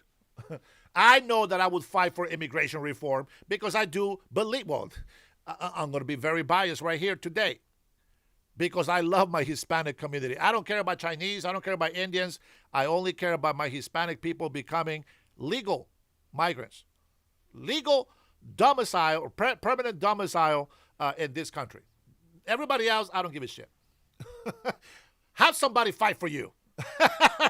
Somebody else can do it, but not me. I'm going to fight for my Hispanic community. That's horrible. I apologize about that. Barack Obama, the deported in chief. Thank you, Jason. You know what I'm talking about. Well, here is the maximum award for this Democratic leader. Doesn't give a damn. We already knew this, but why don't we go ahead and listen to it for a second here. Let me get it ready for you. I believe I can fly. Here we go. Fox, you know what? I am becoming a fan of Fox. Fox has been giving some really good news, and I love the way that they bring the news in. You know, you can call me whatever you want, but listen, you have your CNN, I got my Fox, okay? And I just happen to like Fox better than CNN. CNN are just like airheads on the show. They make no sense. If Fox was here lying to me, I'd be like, wait a minute. What? I would question them. But they do a pretty damn good job, at least the ones that I watch. Here you go. Take a listen here. Fire outside this weekend's White House Correspondents' Dinner, now facing 3 charges, including attempting to assassinate President Trump. The 31-year-old suspect from California also accused of transporting a firearm across state lines and discharging a firearm during a crime of violence. The Justice Department releasing images of the weapons. Authorities say the suspect bought a 12-gauge pump-action shotgun last year and a .38 caliber semi-automatic pistol back in 2023. Investigators say that the attack was planned for weeks, with the suspect booking the hotel back on April 6th. U.S. Attorney for D.C. Jeanine Pirro says no stone will go unturned in this investigation. There will be nothing that won't be identified and discovered as it relates to his past actions with this digital footprint that we're looking to establish right now. Now we have the evidence we need, the complaint we needed for the presentment. There will be a hearing on Thursday and then another preliminary hearing in May. Make no mistake, this is just the beginning of this indictment, of these charges. The indictment will include a lot more charges. We'll know a lot more. But right now, we have a solid case. This was the first White House Correspondents' Dinner that President Trump was attending as president. His last the time that he went was 2011. He was a private citizen then. But there was a very different political climate at that time. White House Press Secretary Caroline Leavitt slamming Democrats' rhetoric leading up to this shooting. Watch. This political violence stems from a systemic demonization of him and his supporters by commentators, yes, by elected members of the Democrat Party, and even some in the media. This hateful and constant and violent rhetoric directed at President Trump day after day after day for 11 years has helped to legitimize this violence and bring us to this dark moment. I have a whole host of examples that we can share with you after. It is pages and pages of major Democrat Party elected officials saying, such as Rep. Hakeem Jeffries just this month, said, "We are in an era of maximum warfare everywhere all the time." House Minority Leader Hakeem Jeffries defending his comments after being called out by the White House, as you just heard from Caroline Leavitt. Watch this. The notion that any of us are concerned. Here comes Dalabama. With so-called criticism from these phony Republicans as it relates to anything that has been said, certainly as it relates to the comment related to maximum warfare everywhere, all the time, in connection with the redistricting battle that Republicans launched. I stand by it. You can continue to criticize me for it. I don't give a damn about your criticism. Joining me now, former federal prosecutor and former DHS Deputy Assistant Secretary Jonathan Fahey. Jonathan, good morning. Good morning. I want to ask you about this rhetoric that we're seeing, and also maybe the radicalization of this individual, Cole Allen. You know, going through his background, he was highly educated. He went to Caltech, mechanical engineer. He created a video game. Is the rhetoric that we're hearing from the left one of the reasons why you're seeing more and more radicalization in these online groups that would lead to someone trying to assassinate the president? Yeah, it would be hard to argue that it's not, because this rhetoric has become so extreme from the Democratic Party. It's really, they've become the party of just hate and division.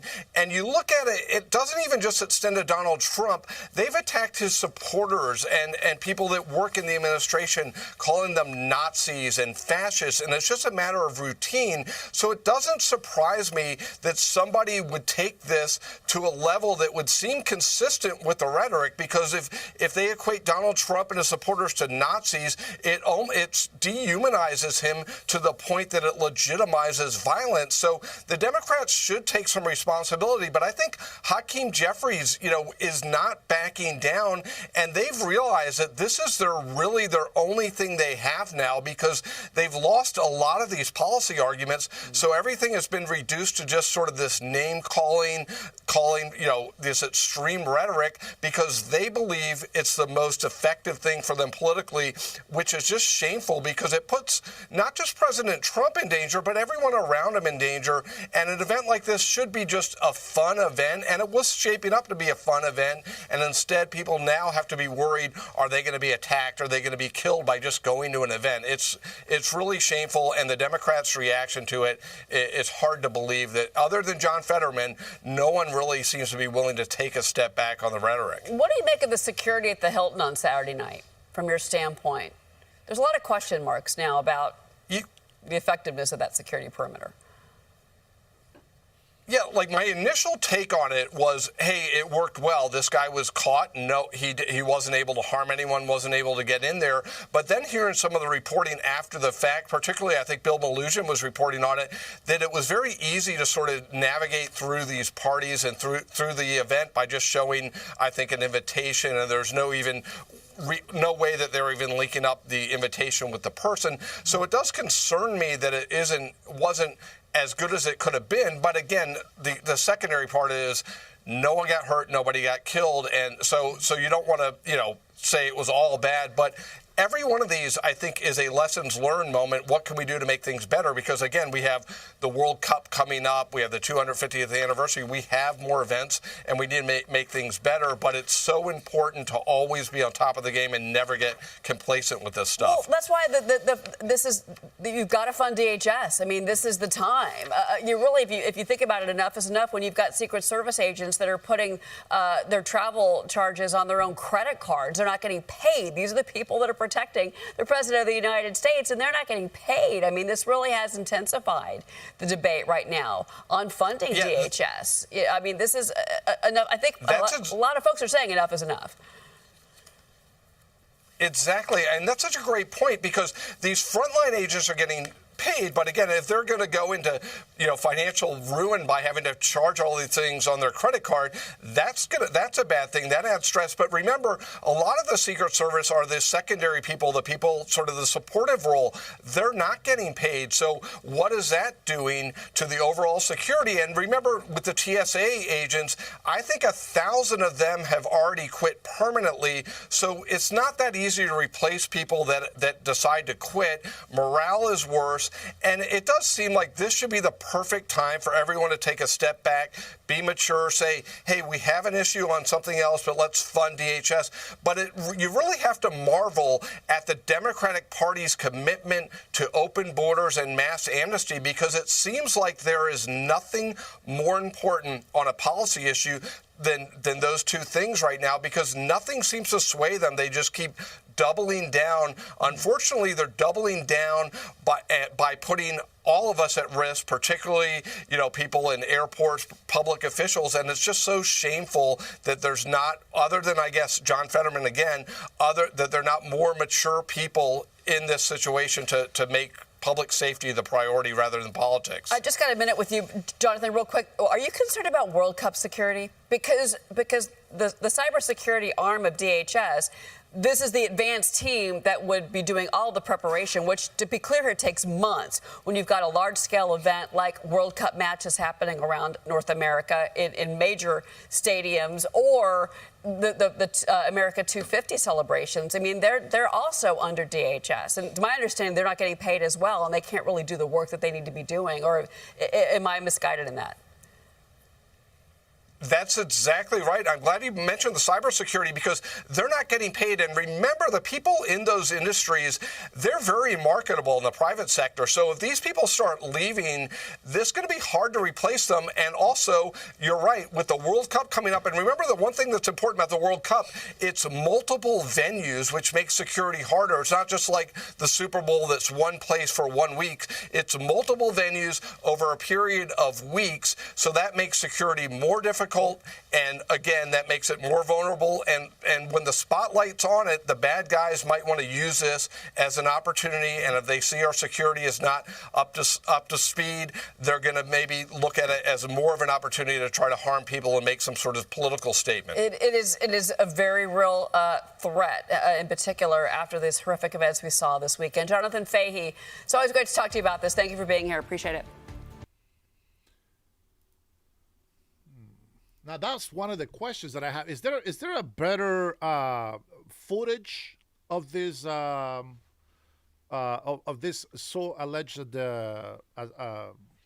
assassin guy from the correspondence dinner? Because I look at the video and it looked like shit. Like the resolution is horrible. Loris, is because of your comment had no good input in here. So my mods are very strict with that. Hey, John Anthony, how are you, bro? Welcome back to the Dennis Herrera Show. I do have a question about that. I do have questions about this, and I mentioned this yesterday, and I thought, maybe they are setting something up. And here's the thing: if it wasn't for the documentation that they found and the evidence with the guns and the knives and all this stuff, I probably would have been more inclined to say, man, they set this up. They set this up. It's just a setup. But after finding the gun and the knife and this documents, is this little manifesto that he has, it is a very typical socialist Democrat. I mean, if it's a setup, that's a pretty damn good setup. I want to see this guy in trial. I want to see him get prosecuted. I want to see him be booked and put in prison for the rest of his life. But I have to see it. So till then, I'm just going to say alleged, okay? That's just what I feel about it. A little quick breaking news in here from Minnesota, apparently. Let's take a look here. You guys will appreciate this one. FBI raids Minneapolis child care facilities. What? How dare they? It's a child care facility, man. Why are they doing that? Part of sweeping fraud investigation. Well, let's take a listen. You're watching Live Now from Fox. I'm your host, Christy Matino. We continue to follow this breaking news coming out of Minneapolis. We do have a live look to bring you here now. This coming in courtesy of Fox News as we're learning federal authorities raided more than 20 locations, including child care facilities there in Minneapolis today. This is all a part of a sweeping fraud investigation into largely Somali-owned businesses. This is all according to the Department of Justice speaking to Fox News. And we do have a quote there saying, quote, today the FBI with federal, state, and local law enforcement is involved in court-authorized law enforcement activity as part of an ongoing fraud investigation. We do know, as of right now, authorities executed 22 federal search warrants in Minnesota today as part of this operation, which is not immigration related. So our photographer there is zooming out. But I do have this post that has just come in here. And it says HSI, in cooperation with its federal, state, and local law enforcement partners, engaged in court-authorized law enforcement operations in the Minneapolis-St. Paul area. For reasons of operational security and for the safety of our agents, we will not comment further at this time. Now, we do have several social media posts coming in here throughout the minutes. This one, once again, from Bill Malugin. Reading it to you now as he says, DOJ confirms to Fox News that FBI and HSI agents are currently raiding 20-plus locations in the Minneapolis, Minnesota area in relation to ongoing federal fraud investigations. Sources telling Fox locations are largely Somali-linked businesses, including the infamous Quality Learning Center. I'm told that these are court-approved search warrants being served, and they are tied to fraud, not immigration enforcement. Now, Fox also told 22 search warrants were executed in Minnesota this morning. Going on to read that statement there from the DOJ. But I also wanted to share with you that the raids center on federal fraud investigations into these largely Somali-owned businesses, including child care facilities that registered their daycare with the state for allegedly billing for care that was not provided. Now, Fox News is told that 2 of the raids were conducted at the Quality Learning Center and Baby Halamo Childcare, both located there in Minneapolis. The Quality Learning Center received national attention after blogger Nick Shirley visited several childcare addresses only to find an assortment of vacant or non-operational storefronts, closed businesses, or Somali occupants. And according to Fox News, they refused to answer questions or entertain the pair's mock efforts to register a child with supposed daycare. This coming in from Homeland Security, saying Homeland Security investigations in cooperation with our law enforcement partners, executed criminal search warrants in Minneapolis relating to the rampant fraud of U.S. taxpayer dollars. So once again, this is all coming in here by the moment. This is a developing story we are bringing you here on Live Now from Fox. But if you are just joining us, sharing with you that federal authorities raiding more than 20 locations, including child care facilities in Minneapolis. Interesting. Here's, I'm reading, I'm glad that they're doing that, by the way. That's something that they this is what we want, okay? This is what we want.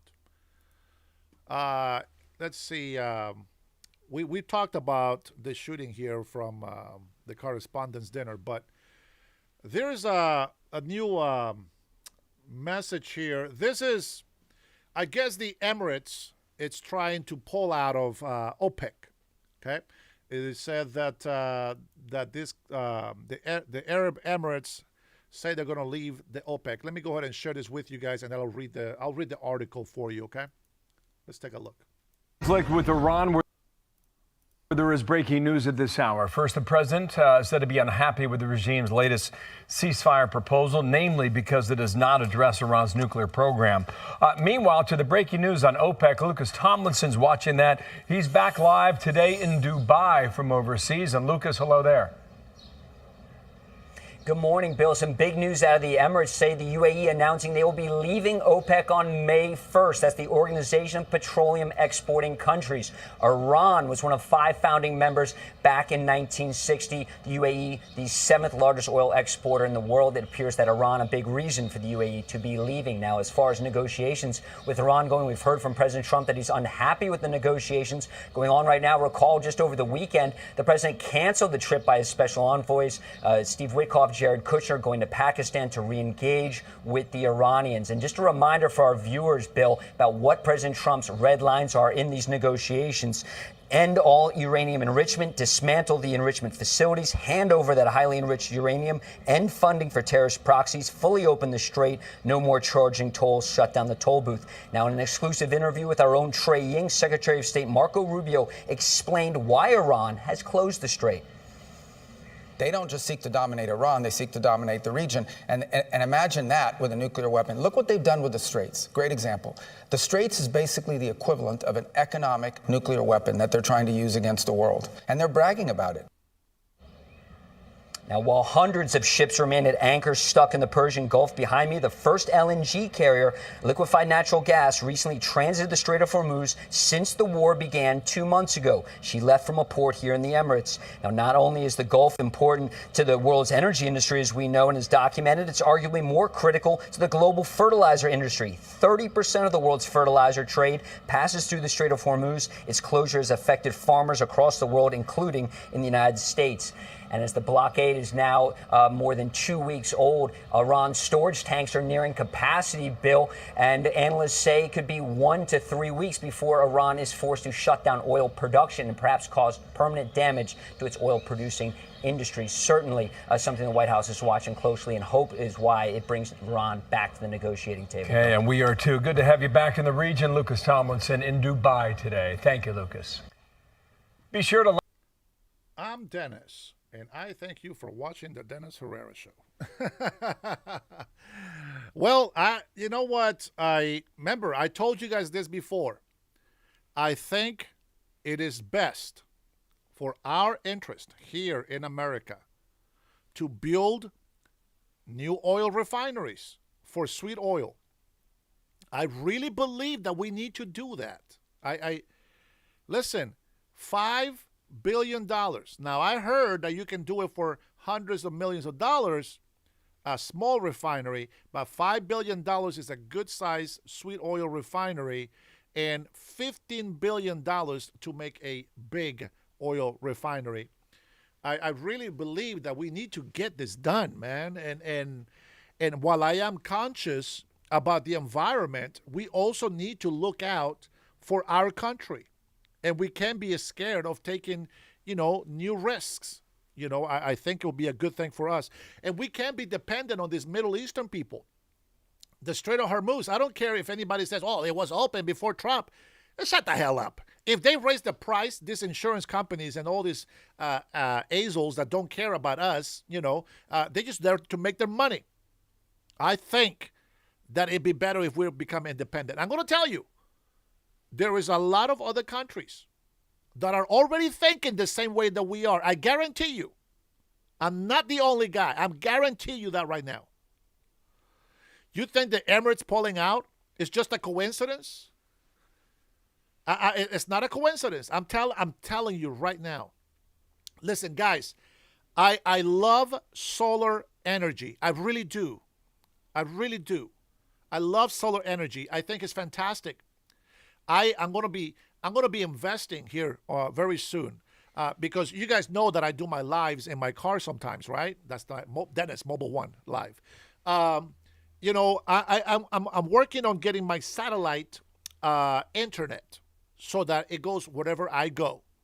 I also want to get a power source, and I don't want gas. I don't want oil. I don't want a generator that makes all this noise. Minimum fan noise, I'm okay with that, right? But I need enough power to be able to grab, like here at home, I'm feeling very comfortable. This is my favorite studio here at home, I got my monitors. And if I'm in the car, I don't know if I want to have 3 monitors or 4. I don't know. Probably just one and my laptop, to be honest. But nonetheless, having internet in a place where normally I wouldn't have internet, I think it'd be fantastic. I think you guys will, the members will enjoy it more because I will get out and I will show you around the area where I'm at. But for lives, regardless if I do a live for everybody, for public, I will be probably, it'd be so cool to be able to give you this camera. Well, it's probably going to look like a piece of shit camera because I'm going to use the one for my laptop. But the second camera that I'm going to use is going to point out outside so that you guys can see that. And I'm not going to reveal all my secrets, but I'm going to be able to do a 360 of the area where I'm at. And I think that for that, most likely it will be for members only. Okay, so if you haven't already done so, I would appreciate it if you consider becoming a member in my channel. I thank you for your support. The more members I get, the more emojis I throw out there, the more things that I'm going to be able to do for you. Maybe I'll go to downtown Seattle or at least a distance from Seattle. There is no reception, really. I tried doing a live there before. It sucked. The reception was horrible. But I would love to give you a live feed from Seattle, downtown Seattle, so you can see the boats on the water, so you can see the Space Needle. I'll be able to zoom in and zoom out, of these things. I think it'd be fantastic. It's a whole new, different experience. Normally what you get is from the news outlets, right? And I'm probably sharing too much with the public because this is mostly for my members. But just imagine and we'll probably go fishing and you guys will be able to see all that too. And I love you members for that. I thank you for that. If you haven't noticed, David has been granted admin power. So, with great power comes great responsibility. I already warned him. He gets rid of the wrong people, he's going to have to go. But anyway, I just think it's so phenomenal the way technology is today, the things that we can do with solar energy. I think it's fantastic. I mean, think about it. Like I would love to see, right? I would love to see more boats with solar energy. You know what I'm saying? Like it would be fantastic. Like, of course, you still need to have that reserve of gas, right? You should have that.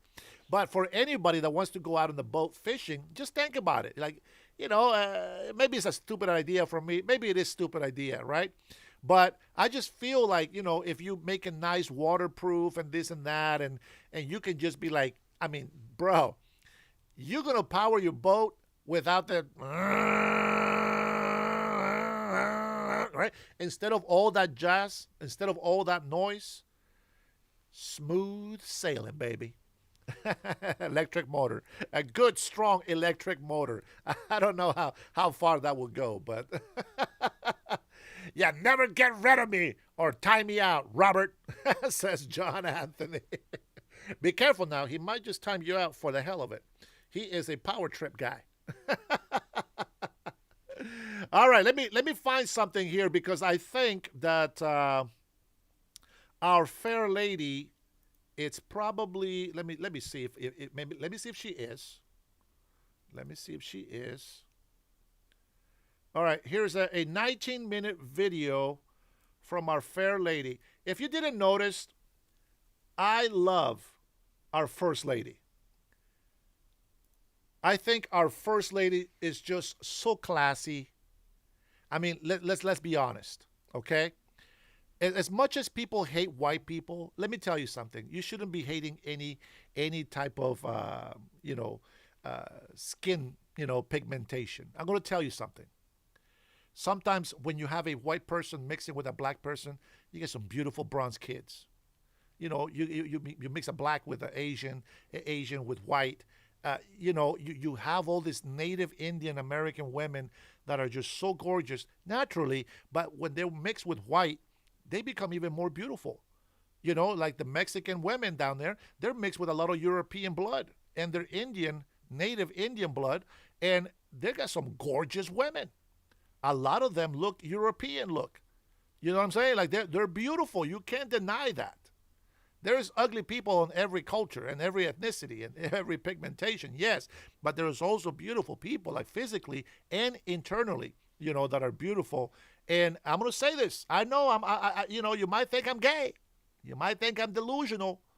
But I really, really love, number one, the fact that the First Lady Melania looks out for the children. She talked about really strict, very sternly to Putin about the children. She's worked with the French lady about the safeguard on the internet for teenagers and children to keep them safe from predators.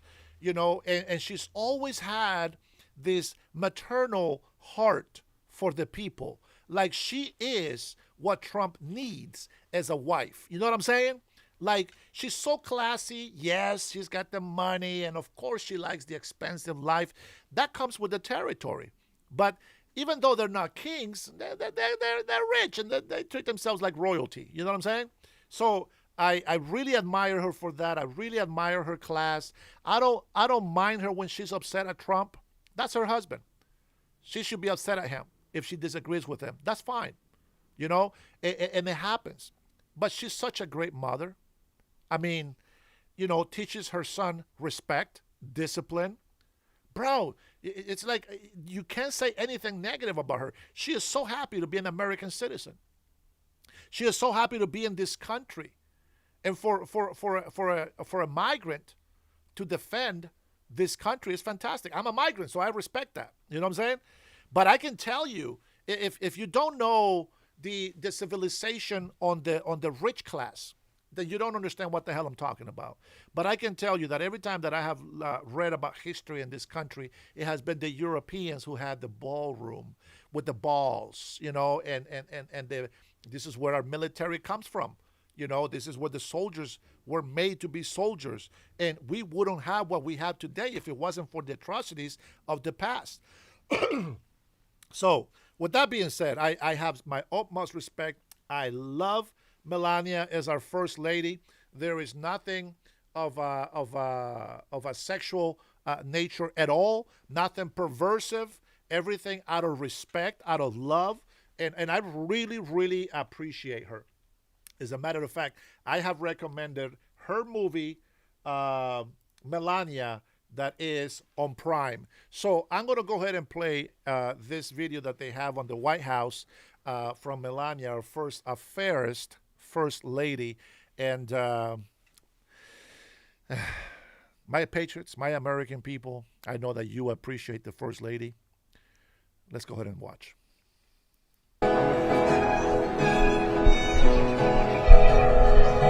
Listen to the classical. Can't beat it. Definitely more class than Jill. Beautiful. She represents the United States of America.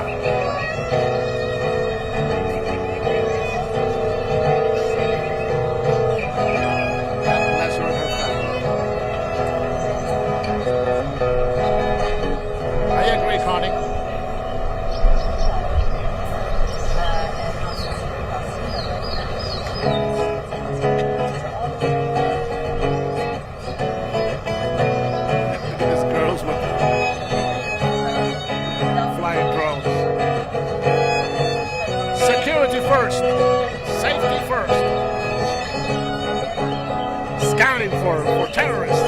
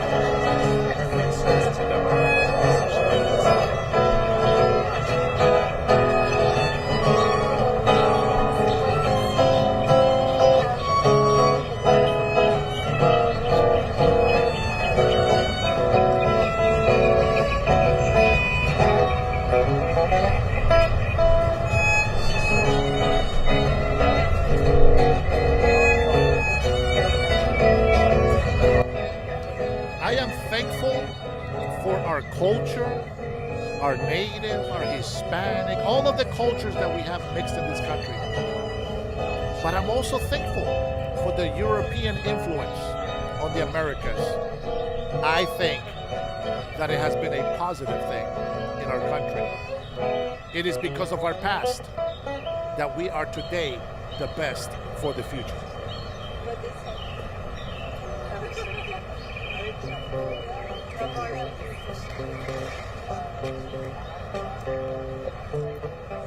You know, Barack Obama's wife as the first lady, I didn't mind. A little ghetto, I get it. But she complains so much about white people.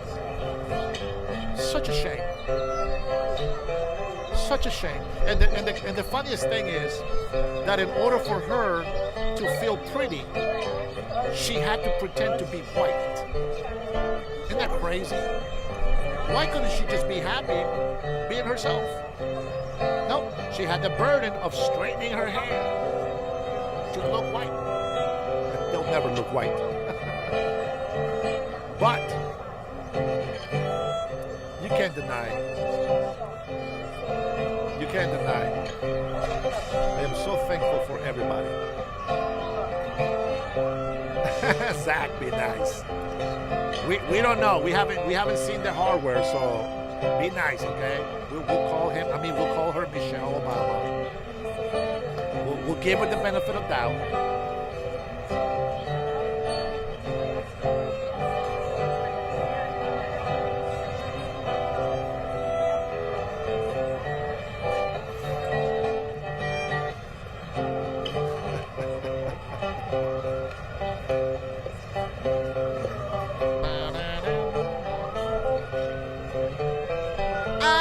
Sunshine on a cloudy day.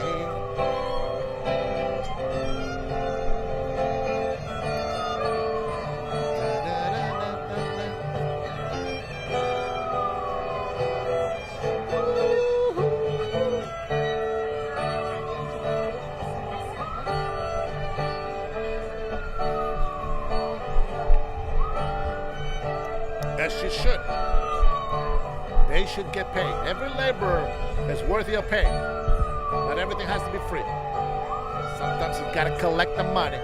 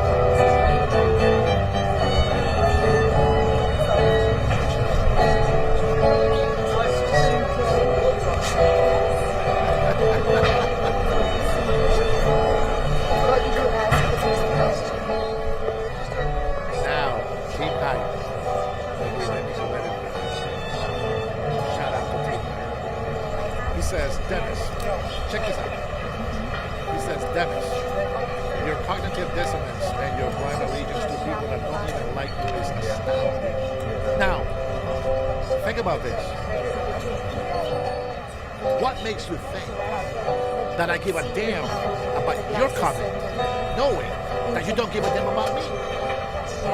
Isn't that crazy? At least Melania hasn't said anything about me. And as I said before, you don't have to respect them, but you also don't have to disrespect them. And that tells me everything that I need to know about you. You're garbage. Brian Brady says, bye, hype. Your same crap and ignorance every time you come in here. It's astounding. Jack 18, you're having a conversation all by yourself. Nobody's blocking you. Who the hell's blocking you? I have nobody over there blocking. Alex, are you blocking Jack 18?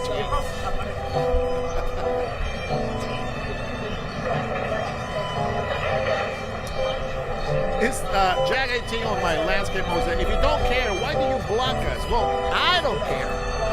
But I do care that my other people that are on the chat do see those nasty comments, and therefore, people get blocked. Most likely by my mods.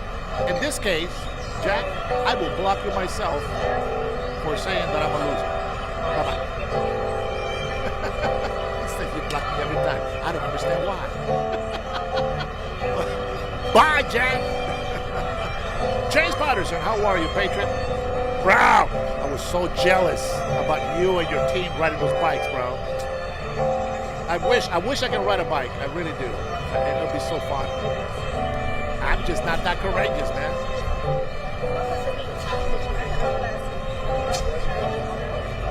You can't hear me because the priority is the music on the browser. Let's see.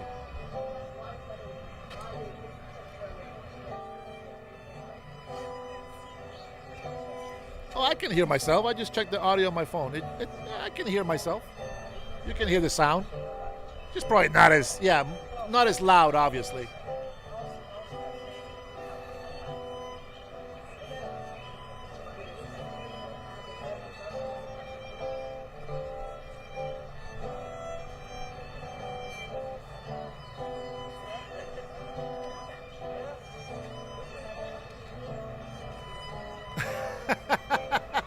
Every Democrat president lowers the deficit. Right, sure, yeah. Wink, wink.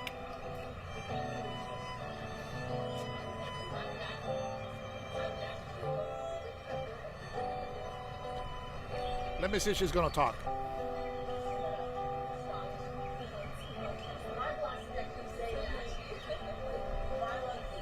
Well, she's not going to make any speech. She's just showing the queen around.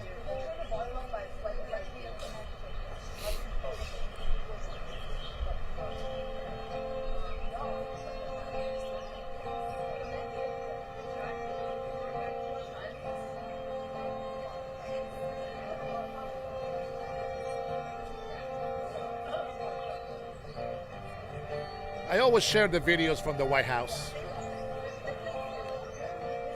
There are some that I can't because they're copyrighted, but these ones I can. By the way, I don't get monetized on these videos. So just so you know, a lot of the lives that I do like this, yeah, CNN told them that the Democrats lower the deficit every time. Yeah. I don't get monetized on these videos because of the copyright on the music. So just so you guys know, okay? Which is why I'm going to be doing a lot less lives in the future and more videos being produced out there, 10, 15 minutes the most. No, not that kind of bike. James Patterson, they ride the big bikes, you know, the Harleys and things like that. I saw it on his Facebook. It looked pretty cool. There was one Harley. I remember I went to. Let me go ahead and put that in there. Mute. I went to this store. Okay. It's a KKK store. All right. It's called Compact Car Corner, spelled with K's. I don't know if that was meant to be a racist name, but that's what it is. Okay. And I went in there, and they had an area where they had bikes, motorcycles. And I saw this big white Harley Davidson. And one of the things that I always felt like, you know, I want to be comfortable on a motorcycle. And I really thought about buying one, okay? I was going to learn how to ride, etc. And I sat on this bike, and my feet were flat on the ground. My arms didn't feel overextended. It was a perfect distance. I liked the grip because I have big hands. I liked the grip on the handlebars. And I thought, damn, I think I might have to buy this bike. But I never pulled the trigger. I never pulled the trigger. You know, but man, it was a beautiful bike. I saw myself, you know, cruising, you know, on the streets with it, but I just never had the nerves, never pulled the trigger, never had the nerves to get the bike. I felt like, you know, I might just, if I drop it, there goes the mirror, you know, and it's, I'm going to have to be fixing this and that, and it is just, you know, crazy. But yeah, James, kudos for you, bro, you and your bike crew. Shout out to James Patterson, my Washingtonian patriot over here. David, I love it when you go hang out with me. I appreciate you. Every single one of you. This is what we do. This is what we do. We hang out. We chill. And then, of course, we talk about other things. Politics and religion, of course. But the main point is I want you guys to just hang out, be chill. You know what I'm saying?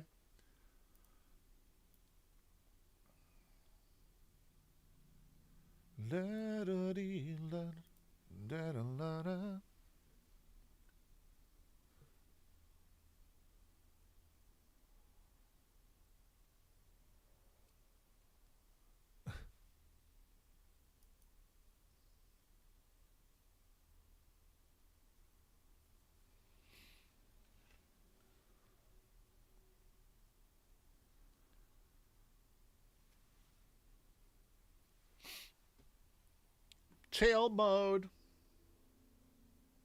You won't believe this, but Democrats come together. Democrats are coming together for American citizen right. Oh, I'm sorry. I apologize. I thought it was. No, Democrats come together to protect immigrants with the TPS crisis. Oh, boy, I'm telling you, man. You just can't. You just can't. You just can't with these people. Aw, Sandra, thank you, Mama. I appreciate you. Thank you. Thank you for the support. You already supported me by being a member, but thank you so much for the extra mile. I appreciate it. Yeah, we're gonna go. I believe. I really hate showing you guys this stuff, but we're gonna have to show you. Yeah. Let me check Truth Social, see if they have any new updates here.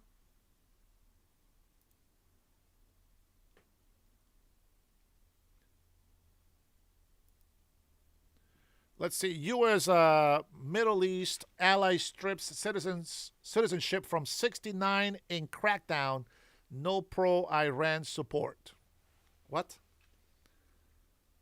Oh, okay. I see. Okay. I read it. I can read it right.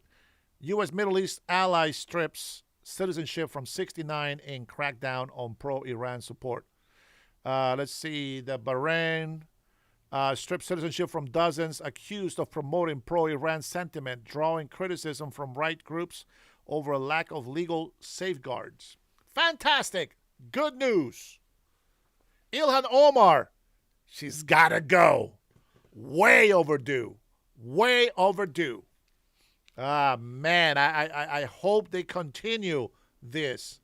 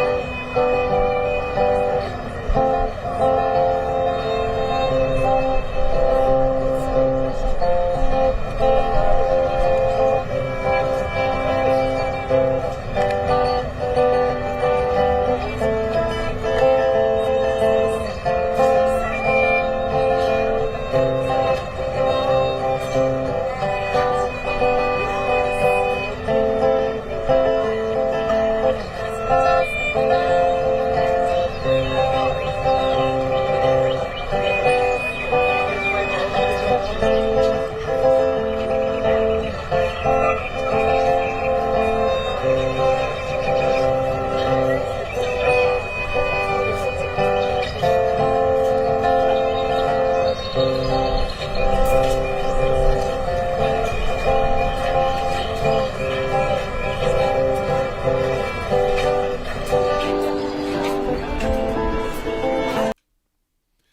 you guys for enjoying that moment with me. I find it very interesting. You have all these English girls and American girls sharing some good time together. It's just beautiful to see, man. I love that, man. I love that. Let me see. I want to share something with you guys. Oh, so cute. All right, I have an announcement to make. If you like dogs, let me share this story with you. TSA says she's off the clock for good this time. Hey, Vilma, how are you? Vilma says, wait a minute. Seems so nice. I'm having tea with my daughters and grandkids. Everyone have a blessed day. Oh, what a perfect time to actually have some tea with your daughters and grandkids. Watching our first lady, Melania, and the Queen. That's fantastic. All right, here we go. Here's the news. TSA K9 Kyra officially retired last week after a standout career that took her from ATL, one of the busiest airports in the world, to ORD in Chicago, another critical hub, where she's spent her final working years keeping travelers safe. Oh, so cute. Early mornings, long days, and a nose that never quits. Kyra, or Kara, I don't know how you want to pronounce that name. I'm going to say it's Kyra. Brought it every single shift. While most travelers never saw her up close, the work of TSA Explosive Detection K9s is felt in every safe journey. Now it's time for things to get even better. More treats, more naps, and all the tennis balls she can dream of. Enjoy retirement, Kyra. You're more than earned it. And I think there is a video that I can play.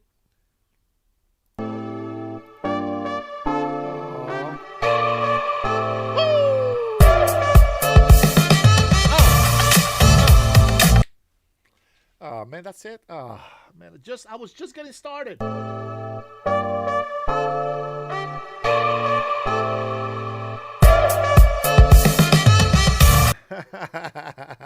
right, that's all the video. I was hoping for more. Now, this is my truth account here, just so you guys know. Just because I want to get those tweets from President Trump. So cute. Just so you guys know, let me tell you something. I don't like having pets. I don't like having pets because unfortunately, when I was 6 years old, I had a big German Shepherd. We called him Rin Tin Tin. If you guys may have heard that name before, but I used to ride him like a horse. I was so little, it was a big German Shepherd. And, oh, man, I hate it when I remember sad memories in my life, you know? But I love this dog as a kid. I love this dog. He always looked after me. It's like he was mine. You know what I'm saying? Like he was just for me, not the family, just for me. And some son of a bitch poisoned him. And I remember that when he died, obviously I was sad. I was crying. But I remember that I helped my older brother, dig in our yard, dig a big hole, and we buried him in our yard. Rin Tin Tin, guys. Rin Tin Tin. Beautiful German Shepherd dog.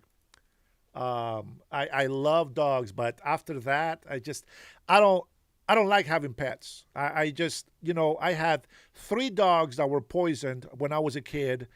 One of them got ran over. My brother hired somebody to come in and take him out with a sledgehammer on top of his head because he had, gangrene and the dog wasn't going to recover. So it was sad. I saw what happened. I saw his, deforming skull after they hit him. And I just, it breaks my heart every time. It's like I almost want to cry just remembering this. But I have this dog today because my daughter wanted it, and her name is Banzai. Banzai is a black pit lab mix. Such a beautiful dog. She's a little rebellious, but she's such a beautiful dog. And I love her so much. You know, I don't like the hairs. Robert knows about this. I don't like the hairs.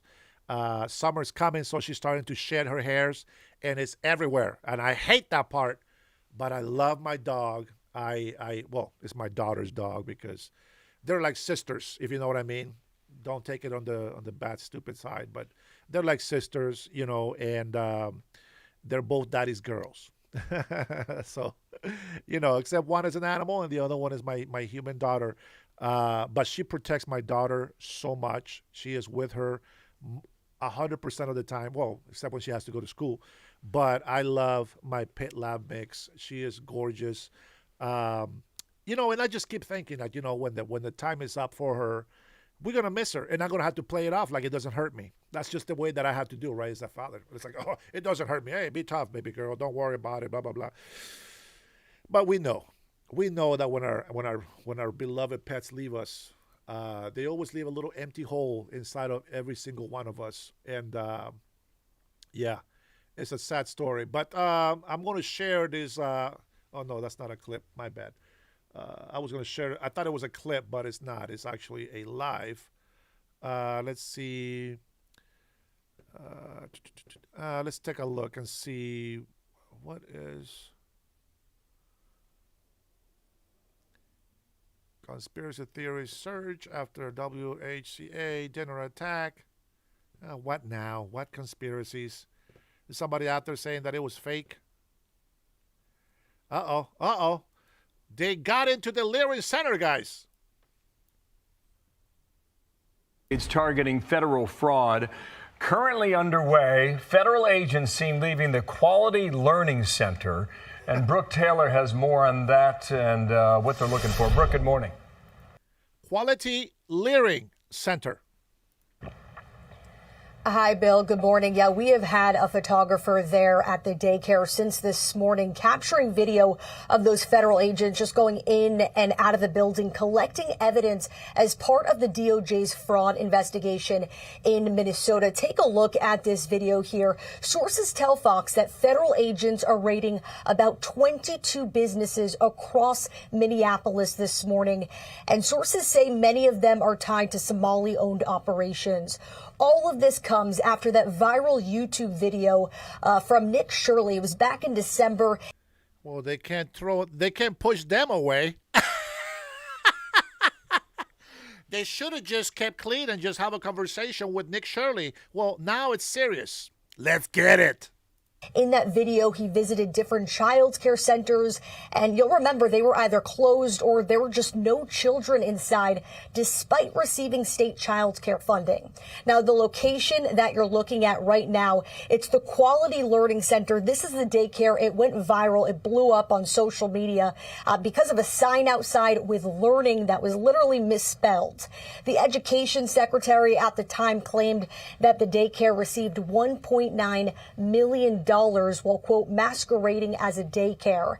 And then shortly after that, the Trump administration announced it was freezing child care funding to Minnesota and calling for a full audit of certain daycare centers. And just checking my emails now, it looks like we got a statement from DHS sharing, quote, Homeland Security investigations in cooperation with our law enforcement partners executed criminal search warrants in Minneapolis relating to the rampant fraud of U.S. taxpayers' dollars. And as you could see there, federal agents still outside one of those daycare centers where they have been the last few hours. And all of this comes as Governor Tim Walz is expected to deliver his State of the State address tonight. And it obviously comes with a lot of questions over oversight. Bill. Brooke, thanks. I need to get my passport renewed. Check this out. Bam! I need to renew my white privilege card. Let's see what we got. A current white privilege card has this. I don't know if you can see that because of the light. Let's see. I can't block it. I can't block it, but I need to renew my white privilege card. Bam! American passport. Oh, man. I'll tell you what, I am probably going to take a picture of my lab pit dog, and I'm probably going to make an emoji. I'm going to make an emoji out of maybe some pets. And that way you guys can go ahead and put the black pit in there. Yeah, it's too bright. Actually, let me see if I can control that brightness. Where is my control? Okay, let's see. Let me bring down my lighting. How's this? There we go. Let's see if that works.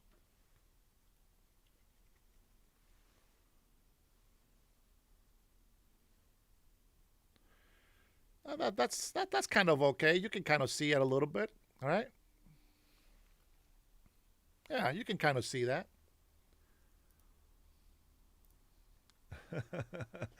Thank you, video guy, for adjusting the light for us. Man, that'd be kind of cool. I'll tell you what, I love this one, though. This is the eagle, the American eagle. I know you probably can't see anymore, but I need to renew my passport. Let's take a listen. Let's see. The State Department is unveiling a limited edition passport redesign for a 250th featuring images of Donald Trump, the Declaration of Independence, and the Founding Fathers. I put that little statement there on the chat for you guys. Oh, man. I can't wait. I can't wait. Hey, I want to say thank you guys to my members. Here we go. This is a break time for you guys to stop listening to my annoying voice and for me to say thank you so much for supporting my channel. You are listening to the Dennis Herrera Show with Dennis Herrera, your host, truly.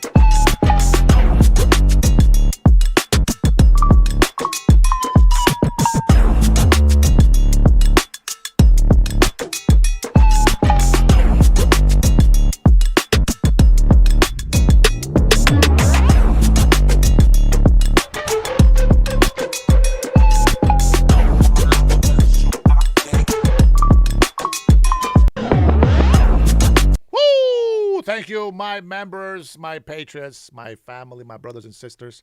Thank you all for being here with me. Here is a tweet from Senator Rand Paul. You guys don't know, but I don't like this guy. I used to, but I don't like this guy anymore. Let's see what his last tweet says. As chairman of the HSGAC and a member of the National Capital Planning Commission, I reviewed and supported the new White House ballroom. My bill moves the project forward without extra taxpayer funds and ensures Congress can expedite review of major White House projects. I'll bring it to the floor tomorrow. Now, I want to know what the hell he's talking about. Without extra taxpayer funds. Was President Trump asking for funds? I don't know. Maybe I missed it. It's a true question. It's a real question. Has President Trump asked for funds from taxpayers to continue this project? I don't know. I haven't heard anything about it yet. But that is my latest tweet that we got from Truth Social. Iran has just informed us that they are in a state of collapse. I'm sure that I shared that with you. Maybe, maybe not. Let me take a look. Let's see. No, I have not. All right. Let me go ahead and share my X account here.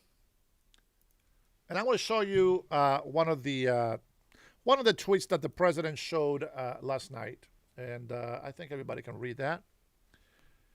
But President Trump's tweets yesterday, and he says, wow, Jimmy Kimmel, who is in no way funny, as attested to by his terrible television ratings, which I heard that his ratings are actually up.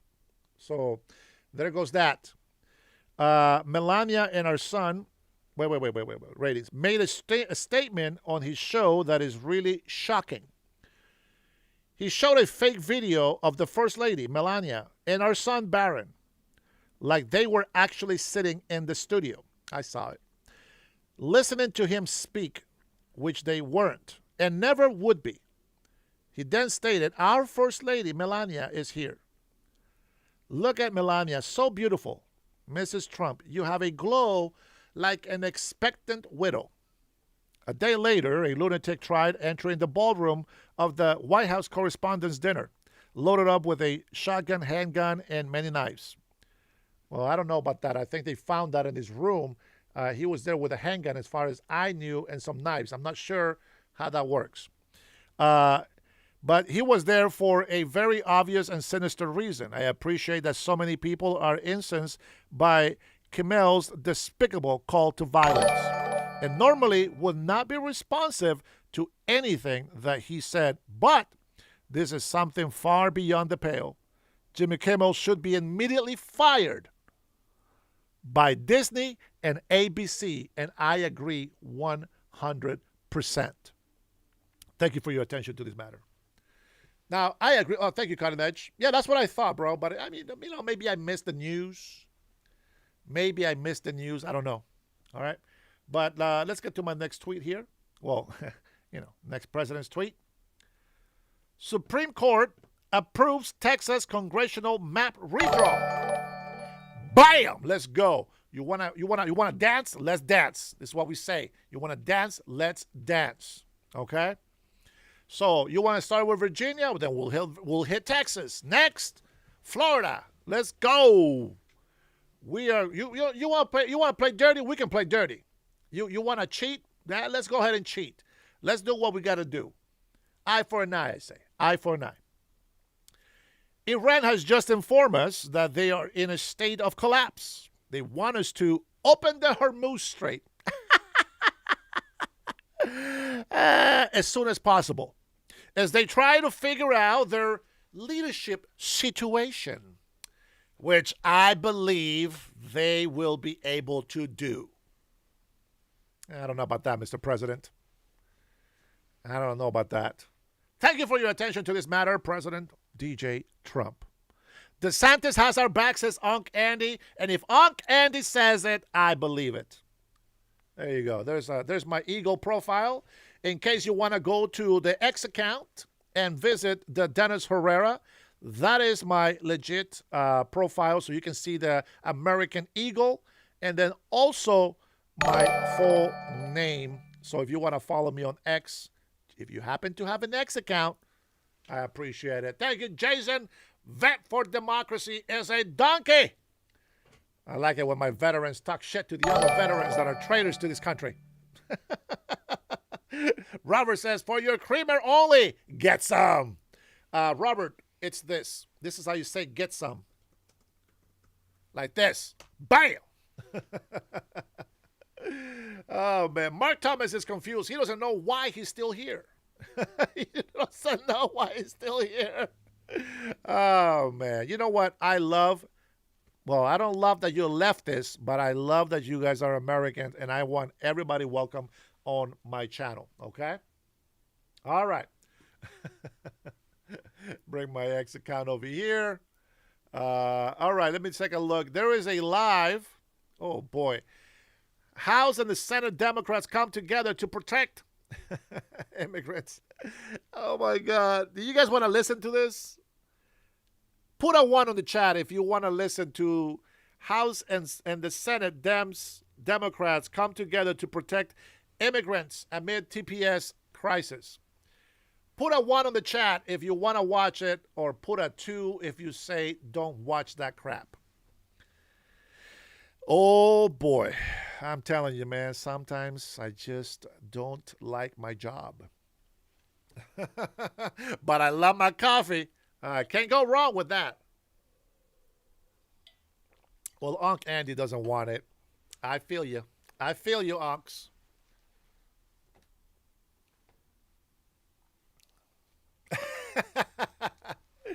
Let's see. Come on. Somebody's got to put a 1 in there, I'm sure.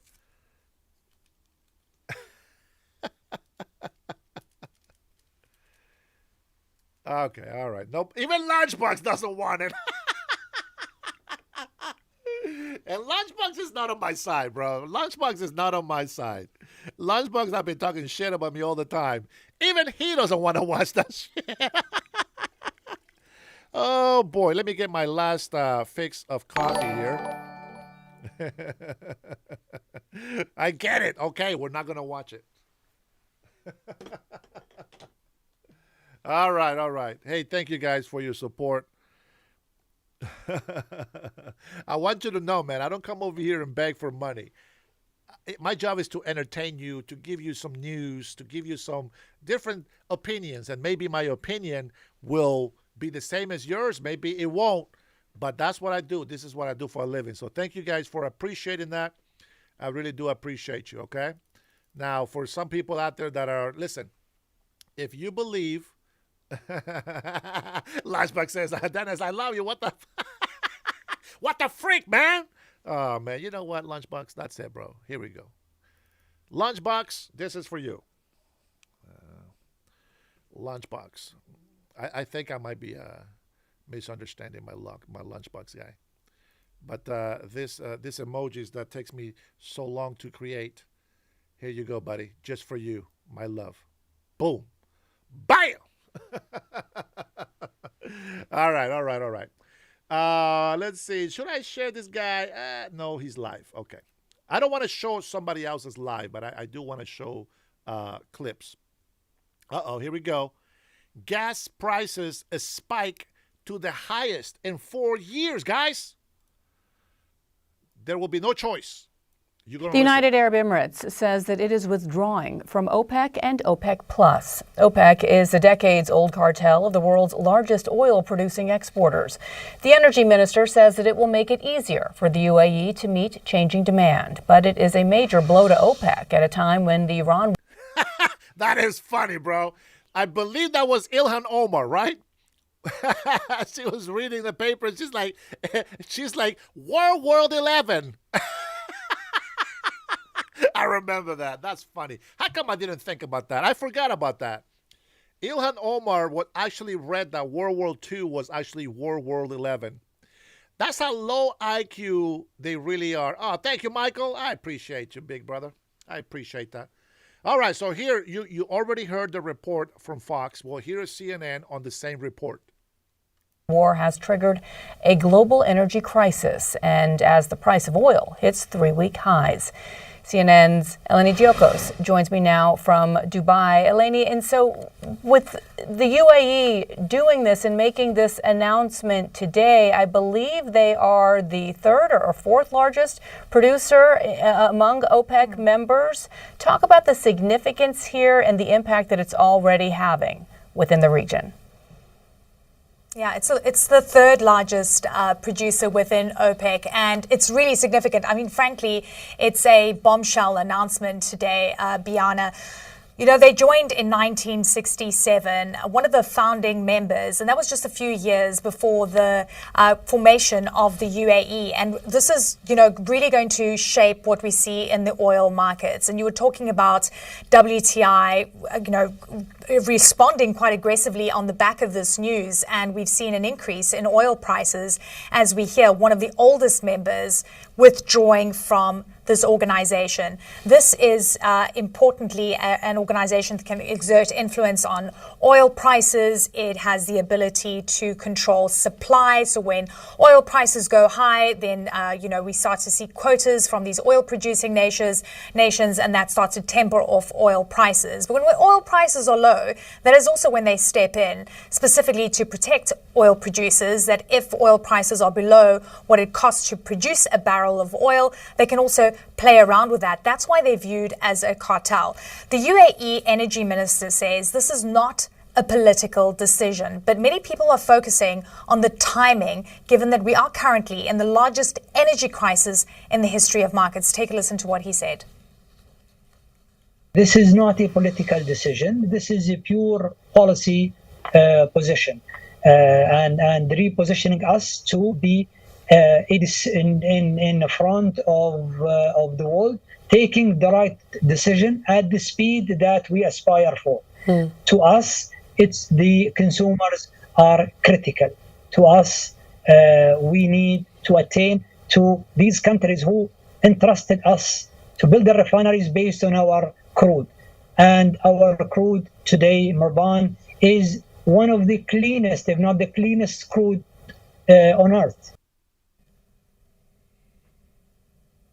So really important to note here that in the statement that was released today by media, they say that when they joined the alliance, they have made significant contributions as well as even greater sacrifices, they say, for the benefit of all. And that's because they've been adhering to a quota system. As of April 2025, UAE was allowed to sell 3.5 million barrels of oil per day, when the capacity is around 5 million barrels of oil per day. And given that we've seen not only attacks by Iran on critical energy infrastructure targeted here on the UAE as well as other Gulf states, but also the closure of the Strait of Hormuz has completely changed the way the UAE views its position in the global energy markets. And they're saying they're going to start focusing on national interests and continue their commitment to stabilizing oil prices. But Biana, any way you look at this, many people are questioning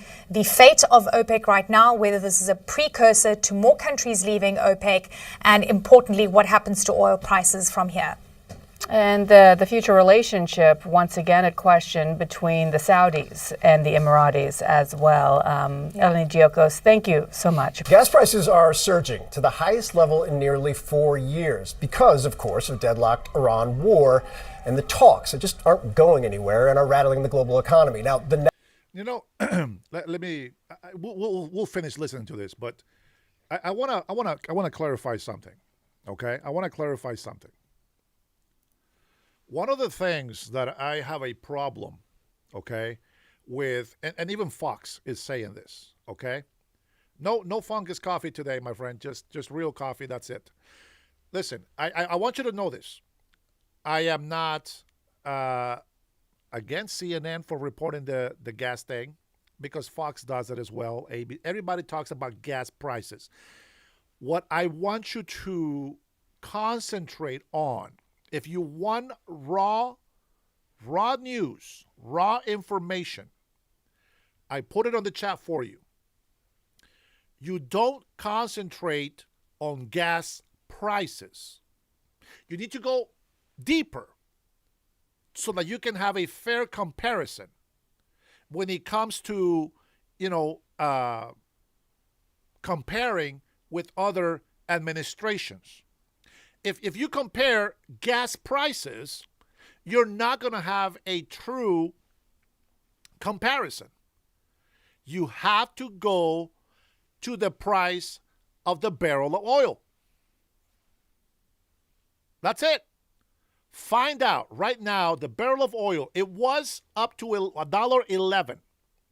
$111. It is back down to $104. Now, it's still high, of course. But I want you to compare only the price of the barrel of oil. If you compare gas, it was still more expensive during Biden's administration. But if you compare oil was higher under Biden's administration. It was $130. Well, now it's $104. So it's $26 cheaper for the barrel of oil. That's a true comparison. Now imagine that. Think about it. Biden and Kamala and the whole administration were saying how great the economy was doing, right? And even Kamala Harris, well, prices are high because, well, they're not cheap anymore. And then she will go on and say, the reason why prices are they're higher now, the reason why everything is more expensive now is because the economy is thriving, she said. Kamala Harris' words, not mine. So compare apples to apples, not apple to oranges. Compare the price of the barrel of oil, 104. Boy, it just went from 22 to 32. 104.32 a barrel of oil. Under Biden, $130. What's the difference? Under Biden, there was no Hormuz Strait being blocked. Oil was flowing. Oil was flowing. Before the Strait of Hormuz, price was up. Before tariffs, price was up. We are paying $1.50 more per gallon of gas here in Washington State. And that is all for regulation and taxes. $1.50 more. $1.47. I'm just rounding up so that makes it more dramatic information. $1.50 more for gas. Nothing to do with tariffs, nothing to do with oil. Now, I will tell you what has to do with tariffs and what has to do with oil, the Strait of Hormuz. $3.50 a gallon of gas. That, my friends, has to do with the Strait of Hormuz and then the tariffs. By the way, tariffs have went down across the world. Our trading is fair now. Everything is great, fantastic. So why our prices are still high if the tariffs came down? Think about it. If the tariffs went down, why are prices so high? Well, gas is still up there. But it's the gas that's high price, the gas, not the oil. Because that's the big difference, and that's the way that I look at things. Because with the Biden administration of the barrel of oil being $130, it doesn't make the process of changing oil less expensive. It's still the same. It's still the same price, right? So cost of doing business is still the same. What has changed? Taxes, permanent taxes. Somebody said this is temporary pain for long-term gain. Absolutely. But your local taxes, that's permanent. That's not temporary. That's permanent. All right. That being said, let's continue. National average is now $4.18 a gallon. That's up nearly 7 cents from just yesterday, and the highest price since the war began. And just to get kind of a better sense or a window into what we're watching right now, I think it's important to look back over time. I'm going to draw a little bit on the magic wall and try not to make a fool of myself as Richard is watching me here. We said 418 is where things stand today. And I think when you look at the run-up just since the start of the war, what's so notable is the speed and scale of the surge of the prices, but also that prices were below $3 a gallon right before this was all happening. At the end of last year, at the start of January, everything the Trump administration wanted on this front, Richard, was happening. And now if you look back over to the Ukraine conflict and kind of the aftermath of that in the near term, and you saw gas prices topping $5, came back down pretty solidly since. So Richard, we haven't hit the $5 mark yet. This seems dramatically worse from a global market perspective in terms of the disruption we're living through. Where do you see this going? All right, so look, I wish I'd known you had your toys out, because I've got one that I could have used. Instead, I'm just going to go the old-fashioned way. You can't really see this very clearly, but essentially, the oil price has risen quite sharply, right? So we have a very sharp rise in the oil price, as you can see. Now, the important point to realize is this bit. Once the oil price got up there over $100 a barrel, I'm just going to shade it in so you can see, it doesn't matter how long it continues, this bit is baking in slow growth, slowing economy, higher inflation. And as this continues on and on and on, you know, the president can say this will be over in a few weeks. Anybody can say there'll be talks in Islamabad. But as long as this big wodge continues forward, that's the bit that's doing the damage. Anything over up towards $100 a barrel. So you ask how long this goes on. It goes on until there's a reason for the price to come down, and during the markets does it once or twice, but longer term, Phil, it's not going to do it, and that's why you're seeing what you're seeing on yours. Yeah, and it seems like markets, we've talked about this before, are finally looking around saying, oh wait, there's no like near-term solution here anywhere at all, and the longer this goes on... But the cake is baking all along. That's the crucial part about it. Every moment that oil is at these elevated levels, the economies are slowing, inflation's getting worse, and it is a continuing deteriorating situation. Yeah, and dislocations that'll take months to fix only grow more significant. Okay, I want to ask you, because you and I could talk about the next question probably for the next 4 or 5 hours. The UAE announced its withdrawing from OPEC, the Organization of Petroleum Exporting Countries. I was stunned. You probably knew this was coming and have all sorts of reasons as to why it happened, but this is a significant thing from a global market perspective. The reason is because the UAE, forgive the vernacular, the UAE has been pissed off with the allocation, its quota that it gets from OPEC. It wants 3.8 million barrels, it's had 3.2, they were given 3.5. And they believe, the UAE, that's Abu Dhabi, it's Dubai, it's Sharjah, all of those, the 7 Emirates, they believe they've spent a fortune on their oil infrastructure. They should be allowed to recoup it. Their oil is cheap to produce, and therefore they need to crank it out. Now, why is this? It's there's a paradox here, because the more they want to get for themselves, the more they produce, therefore the price will come down. This is about mine is bigger than yours. This is about saying I'm not getting my fair share. And they believe if they take this measure, eventually Saudi will cave or something like that will happen. It'll be fascinating to watch. There are things are moving right now in terms of the tectonic and the US, plates. By the way, the US, which is one of the largest producers of energy in the world, the US is rapidly turning into the swing producer that can affect in many cases. You know why I'm smiling? Somebody guess. Guess why I'm smiling?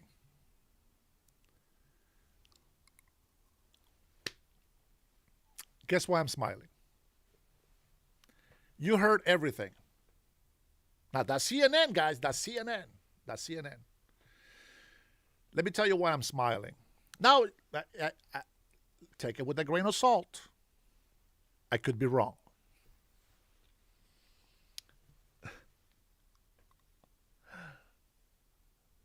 President Trump is not stupid, man.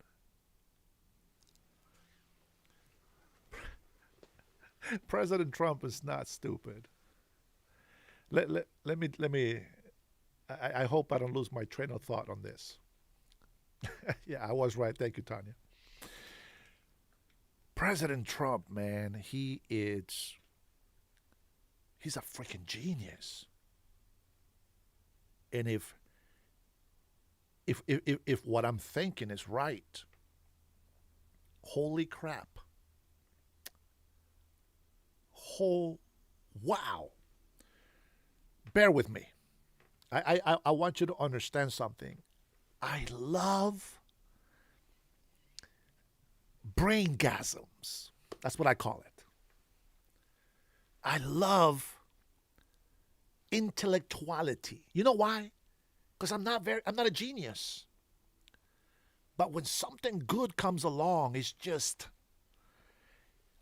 check this out. We went against Venezuela. We went and captured this criminal. We didn't do a regime change. We did a regime change-ish. Venezuela's oil, we're now having a relationship with them. We're getting Venezuela oil. Venezuela's getting money. We go and attack Iran's regime, which is by all means, it's the right move. We are a large, not the largest, a large producer of sweet oil. Think about this. OPEC is being dissolved as we speak. I believe 3 or 4 other countries have left OPEC in the last few years. I believe. But I want you to know this, and I think Trump hinted this a while back. We have the oil that you need. Come get some. Come get some. Fucking genius. Do you know what this means? The Middle East has become so rich because of the black gold. Well, we have it. Drill, baby, drill. Drill, baby, drill. What are we drilling? Black gold. Man, I'm going to tell you something. I wish that I understood everything Trump is doing. Because I'm going to tell you right now. If we have those refineries that I'm telling you, and we become one of the big exports in oil, money time. Woo! Let's go. You know what I'm saying? Genius. Just genius. Trump he's the boss, man. And just for that, we're going to play the boss. We're going to play the boss music. Yeah, why not? Play the boss music. Hit it.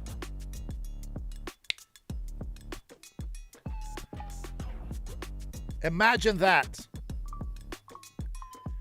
We get to become filthy rich by a couple of moves playing chess. China might have to lower some of those tariffs on us. They might want to buy some oil from the USA. I'm just spitballing. Let's see if anything sticks. I'm telling you, this can all be just Dennis's little rants of nothing. Some people clown me. I'm not an economist.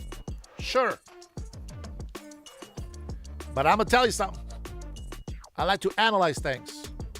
I like to use critical thinking. I like to think outside the box. But you have to agree with me. Wouldn't that be awesome for us? I think it'll be awesome for us. I think that we can make a lot of money. Go ahead, Ricardo. Ask a question. Ask a question. Man, I'm telling you, I'm just a big dreamer. I'm a big dreamer. I would like to say that I am an optimistic person, but I'm also a realist. So I'm not going to say that everything I say is perfect, is right, or whatever. But wouldn't it be grand if we, as we see now the Emirates, the Saudi Emirates, dropping out of OPEC. Other countries have already dropped out of OPEC. We are seeing the crisis because of oil. See, you have to see the crisis. Otherwise, you don't understand the change. I'm waiting, Ricardo. I'm waiting for Ricardo's question. An honest question, he says. Honest question. I want to see it. Honest question. Thank you, Samuel. Samuel's over there flexing on the landscape mode. Isn't that crazy, though? Man, that is crazy, right? And you know what? Britain, they also can get their own oil, but they don't want to dig. Climate change. Climate. How long have you been living here legally, so I can ask the question? Ricardo, I have never been illegal in this country.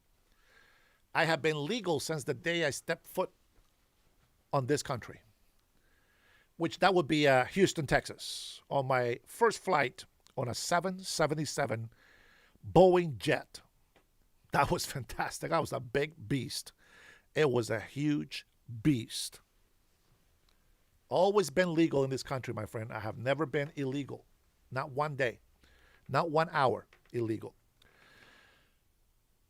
Man, the United States, it's setting itself to be the country of the millennia. Plenty of oil in our country. And the American people can benefit from that because we have no royalties here. The prince, the king, the Emirates, these Arabs, some people live well, but a lot of people don't. They're either very rich or very poor. They spend billions of dollars on garbage. I'm telling you right now. I just don't understand why people don't see it this way. But if we build our own refineries for sweet oil, for the sweet crude, we can be so energy independent and we don't have to worry. I mean, no disrespect, but I want to know this so I can ask the question. I've never been illegal, so what is it? Ask the question. Say it. Spit it out. Yeah, strategic planning beats policy, says Samuel on the other side. You're on fire, brother. You are on fire. Boom. Brothers is the only colors that matter. That's right. Those royals hold all the wealth. Is ridiculous. There you need to be related to get ahead. Yep, absolutely. And, well, I support drill, baby, drill. 100%.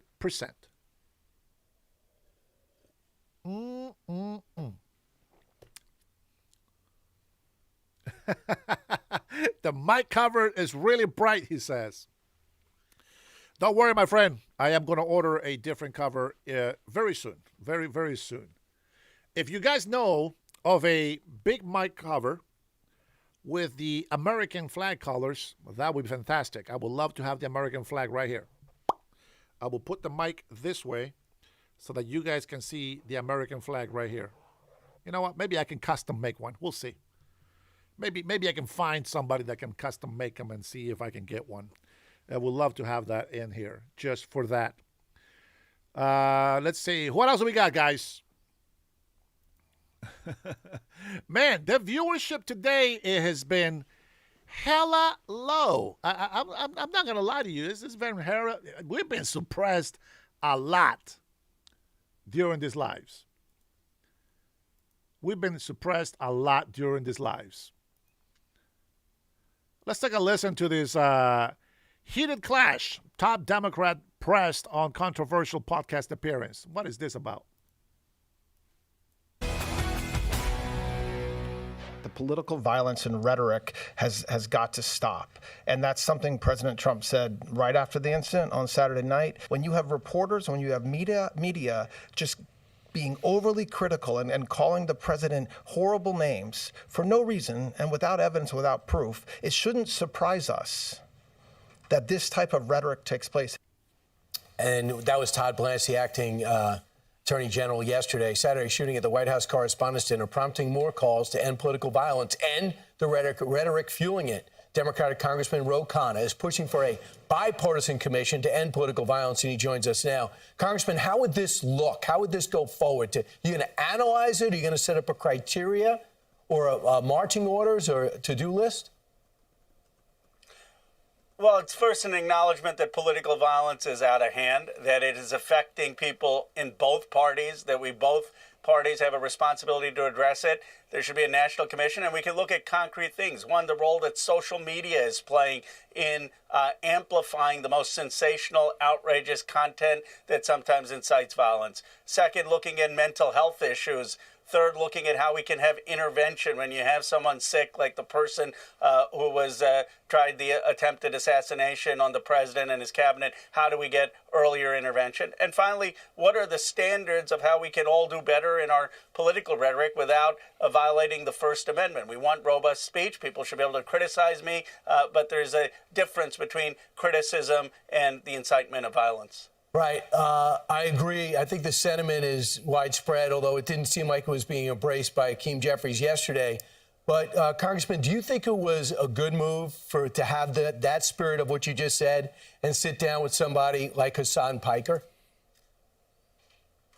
Well, look, Hassan Piker is part of the First Amendment. I go on Sean Ryan. I've gone on Flagrant. I've gone on Hassan Piker. I go left, right. People criticize me for coming on Fox News. Not that I'm comparing you to other podcasts, but I have condemned unequivocally the idea that America somehow deserved 9/11. Of course we didn't. It was a terrorist attack by al-Qaeda. I've condemned the idea that anyone would threaten the life of a sitting senator. I disagree with Senator Scott. Of course, he should be safe. So one can have conversations, but condemn any incitement to violence. You really think that? Okay, here's Hassan Piker and some of the things he said.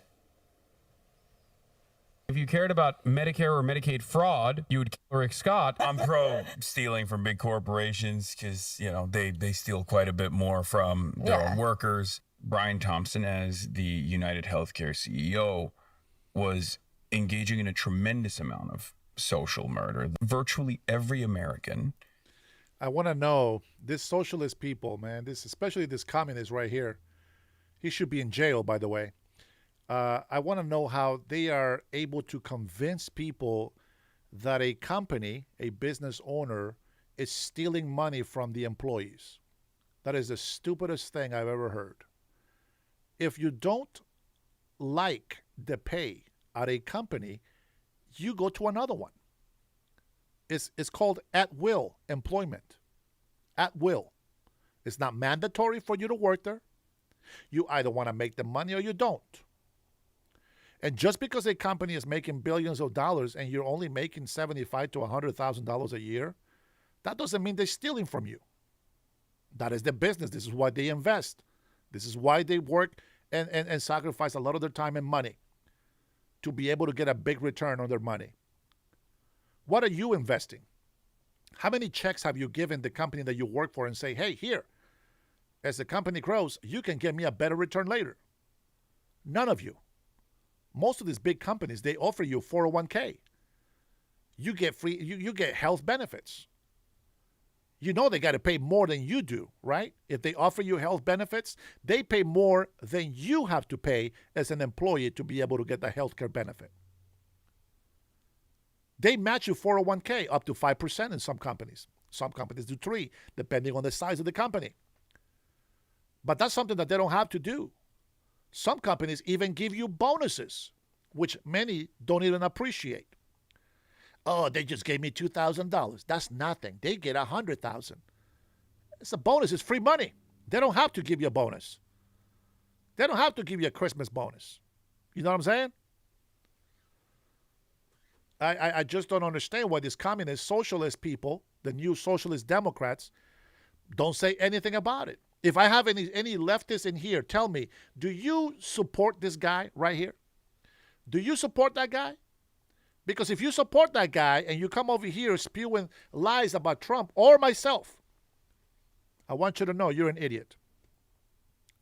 It's unbelievable. They just indicted James Comey for the second time. Yeah. I don't know, man. I don't consider that winning. Once we see them in jail, I'll consider that winning. All right? I'll consider that winning. Censor Sergeant, I wonder why you get censored. Has a similar experience, a shared experience where they have a loved one that spent their last days, instead of spending them with their family, spending it on the phone, talking to their healthcare provider. I mean, this is just some of the stuff that he said. He says the Hezbollah flag is dope. He likes Hamas better than Republicans. Landlords are MFers. And you go and sit down with him and you put your reputation on the line and you want everybody else to take a step back? Well, Brian, because I have said that Hamas is a terrorist organization, Hezbollah is a terrorist organization. I was one of the first people who condemned the shooting of the United Healthcare executive. But millions of people follow.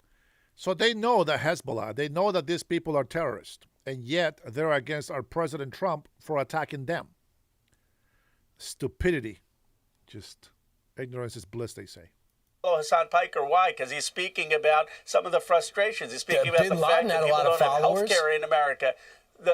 Well, there are a lot of people on the podcast world, et cetera, who say things that are outrageous or sensationalist, and I push back when you do that. But we have to understand the anger in this country of people who feel they can't buy a house, they can't afford gas, they can't have health care, they're upset at the system. It's one of the reasons Trump won twice, and we have to engage while condemning the violence. But if you look at, I never engage in approving of violence, approving of the incitement of violence, and I'll condemn it when I hear it. Congressman, I just can't believe you choose to go on. I mean, Cory Booker and others have not. But I want to ask you about DHS funding because it's really important. While we try to get the rhetoric down and people safe, DHS is not funded. Border Patrol is not funded. Border Patrol and ICE, you guys don't want to fund. So therefore, TSA and others. So Department of Homeland Security is not fully funded. You guys have asked for changes. So you have a new secretary. It's Markwayne Mullin. Rubio is out.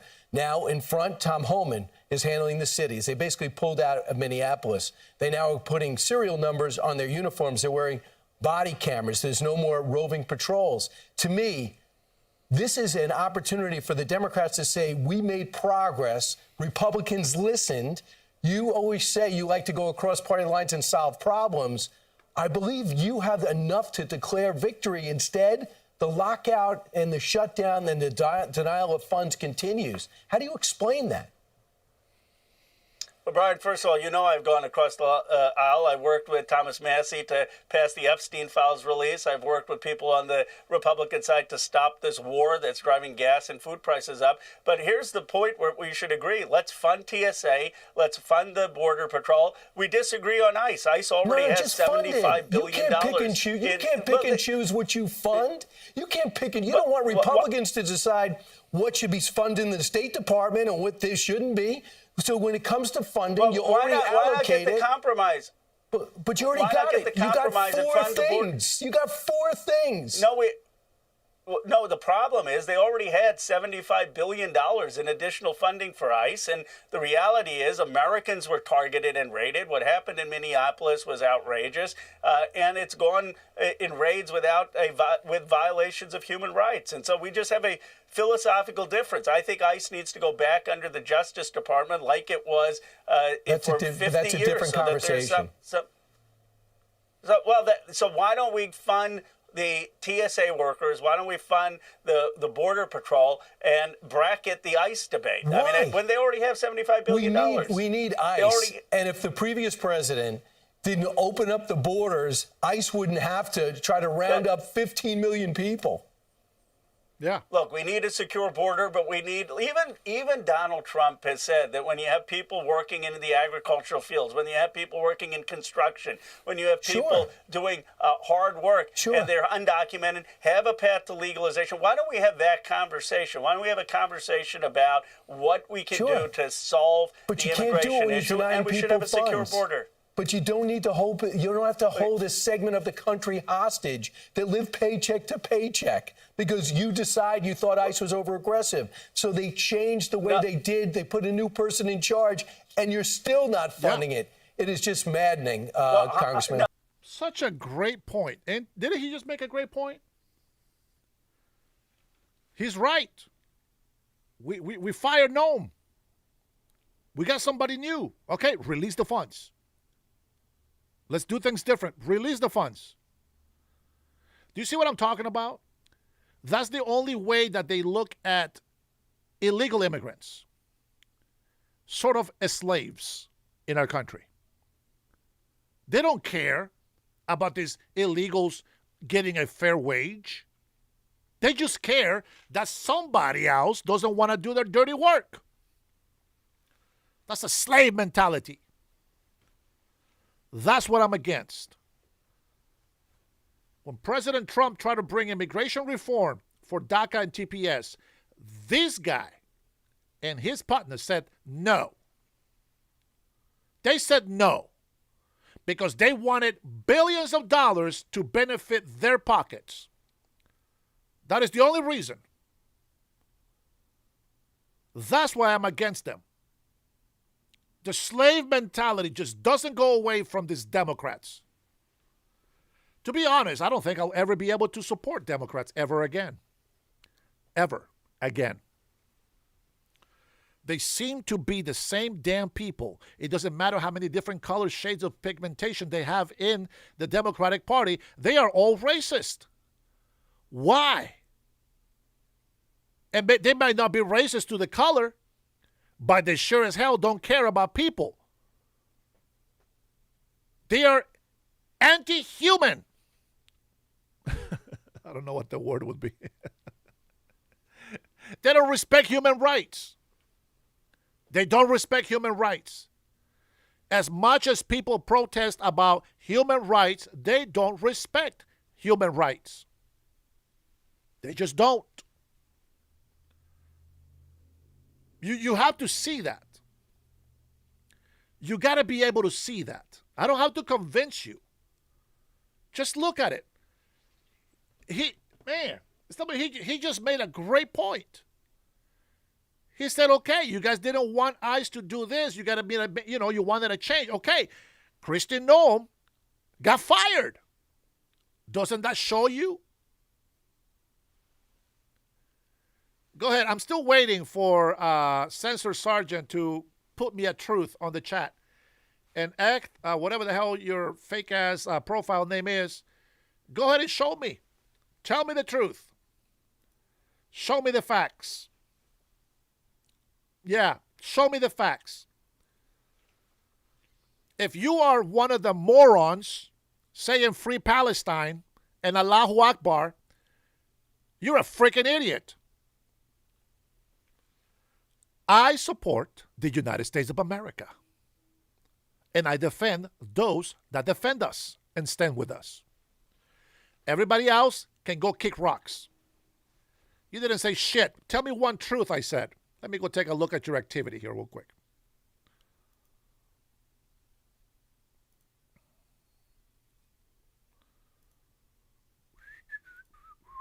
Why can I not see your activity?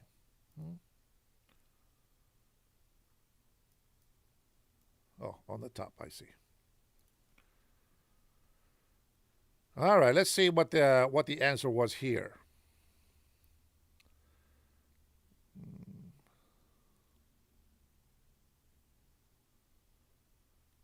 Trump is destroying the crooked A operation. No. TDS can be terminal. No. OTAN is coming to the America. Get a clue, commies.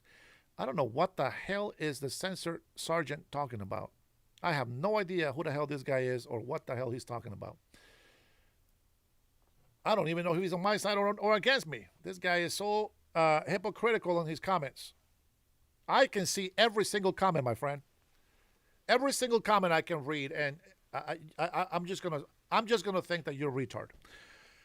There's no other option that I have here. Hey Jeff, how are you? Good to see you on the landscape mode. Kill Me is just he's a beast, bro. He got him. He got him. Yeah, no, man. He's phenomenal, bro. He's phenomenal. I'm gonna have to listen to that again. Paycheck to paycheck because you decide you thought ICE was over aggressive. So they changed the way they did. They put a new person in charge, and you're still not funding it. It is just maddening, Congressman. No, they've got $75 billion already funded, and the real issue is that the Democrats want to fund TSA. We want to fund the Border Patrol. We want changes in ICE because we feel that ICE has been a rogue agency. But look, we should have a conversation about what we can do in immigration reform to move this forward. Congressman Ro Khanna, thanks so much. More Fox and Friends in a moment. I don't trust that guy. I don't trust him at all. I try to give him the benefit of doubt. But I'm going to tell you something. You have to understand. There is people out there that hate our country. That's just the way it is. They hate our country. And you have to pay attention. Hey, Teddy, because you have to understand something. They will tell you most of the truth. But that one little bit of a lie makes everything a lie. And you believe it because part of it makes sense.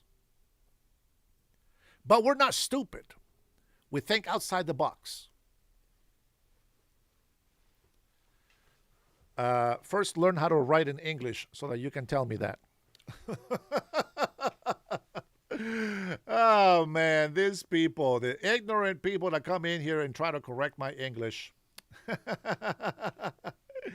Oh, boy. Let me tell you something, man. Uh-oh. That's not good.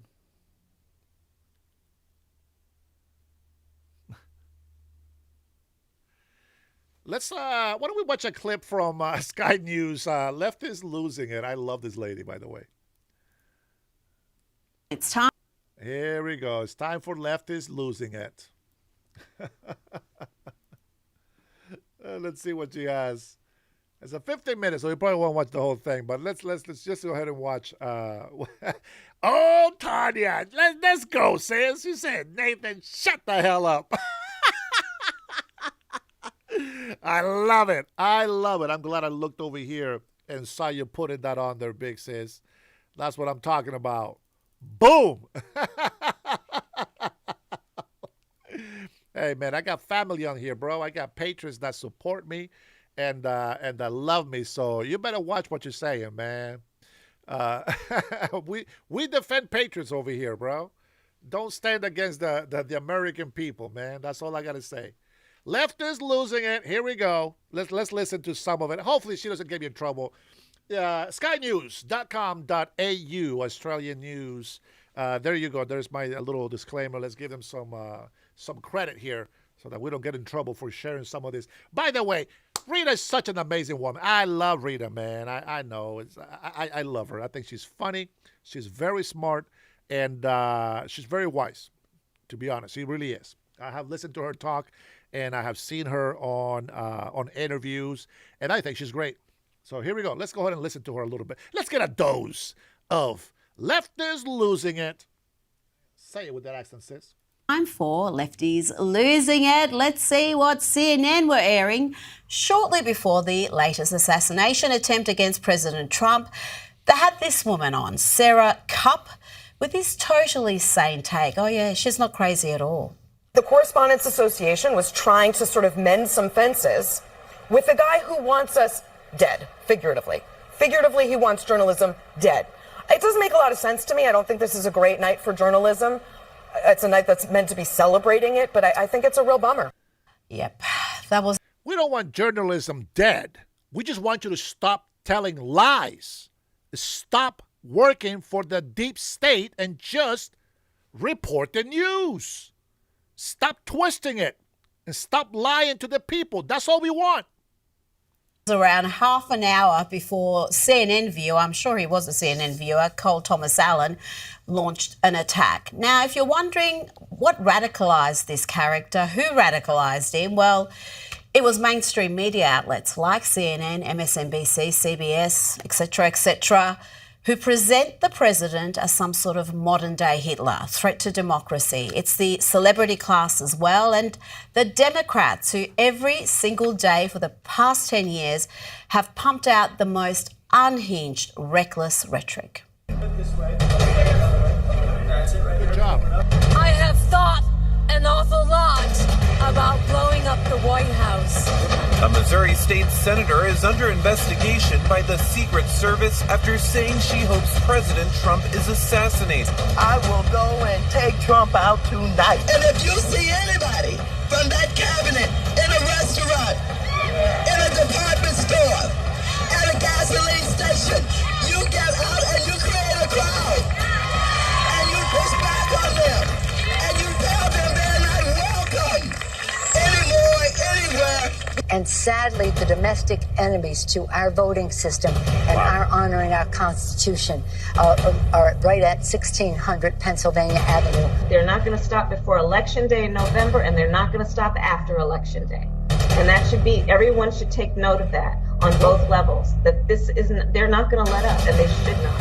If you think we're rallying now, you ain't seen nothing yet. Now, let's have a little laugh at Democrat Congresswoman Ilhan Omar, who seems to think we've had 11 world wars. The last time the Alien Enemies Act was invoked, it was used to detain and deport German, Japanese, Italian immigrants during World War XI. You know, there is something terribly wrong with America when an American-hating, brother-marrying simpleton like Ilhan Omar can become a congresswoman. Now to the man an increasing number of Democrats are cozying up to. It's the millionaire Marxist moron Hassan Piker. Here he is casually talking about killing President Trump. Great video where you talked about, someone has to do it. See, when I say that, everyone knows exactly what I mean. That which is, I think that shows that there is a lot of anger, a lot of resentment. And here is Hassan a few days ago just casually advocating mass murder. Well, my understanding is that the property owners who have properties there choose just not to rent it at all. Yeah, kill them. Kill those murder those in the street. Let the streets soak in their capitalist bloods, dude.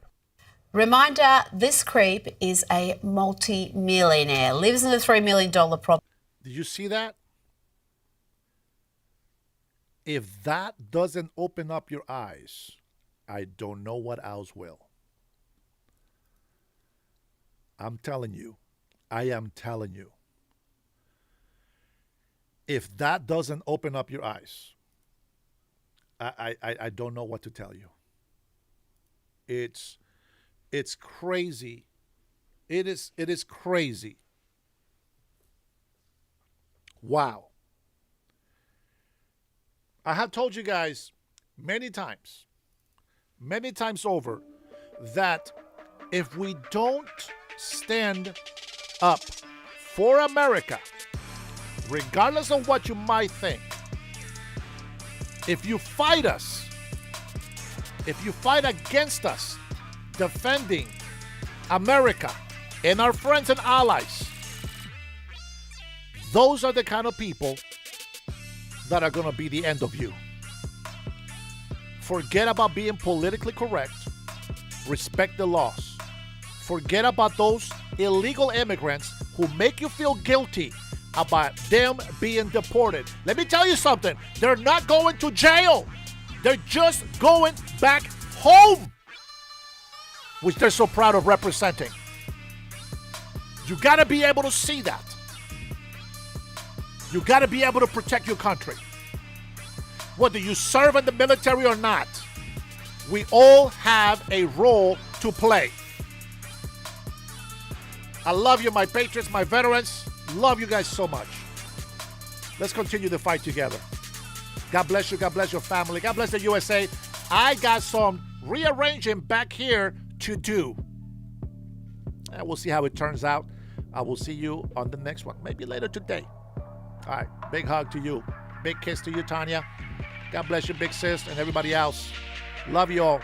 Jason Martin. Calm down, General. I'll see you in a bit.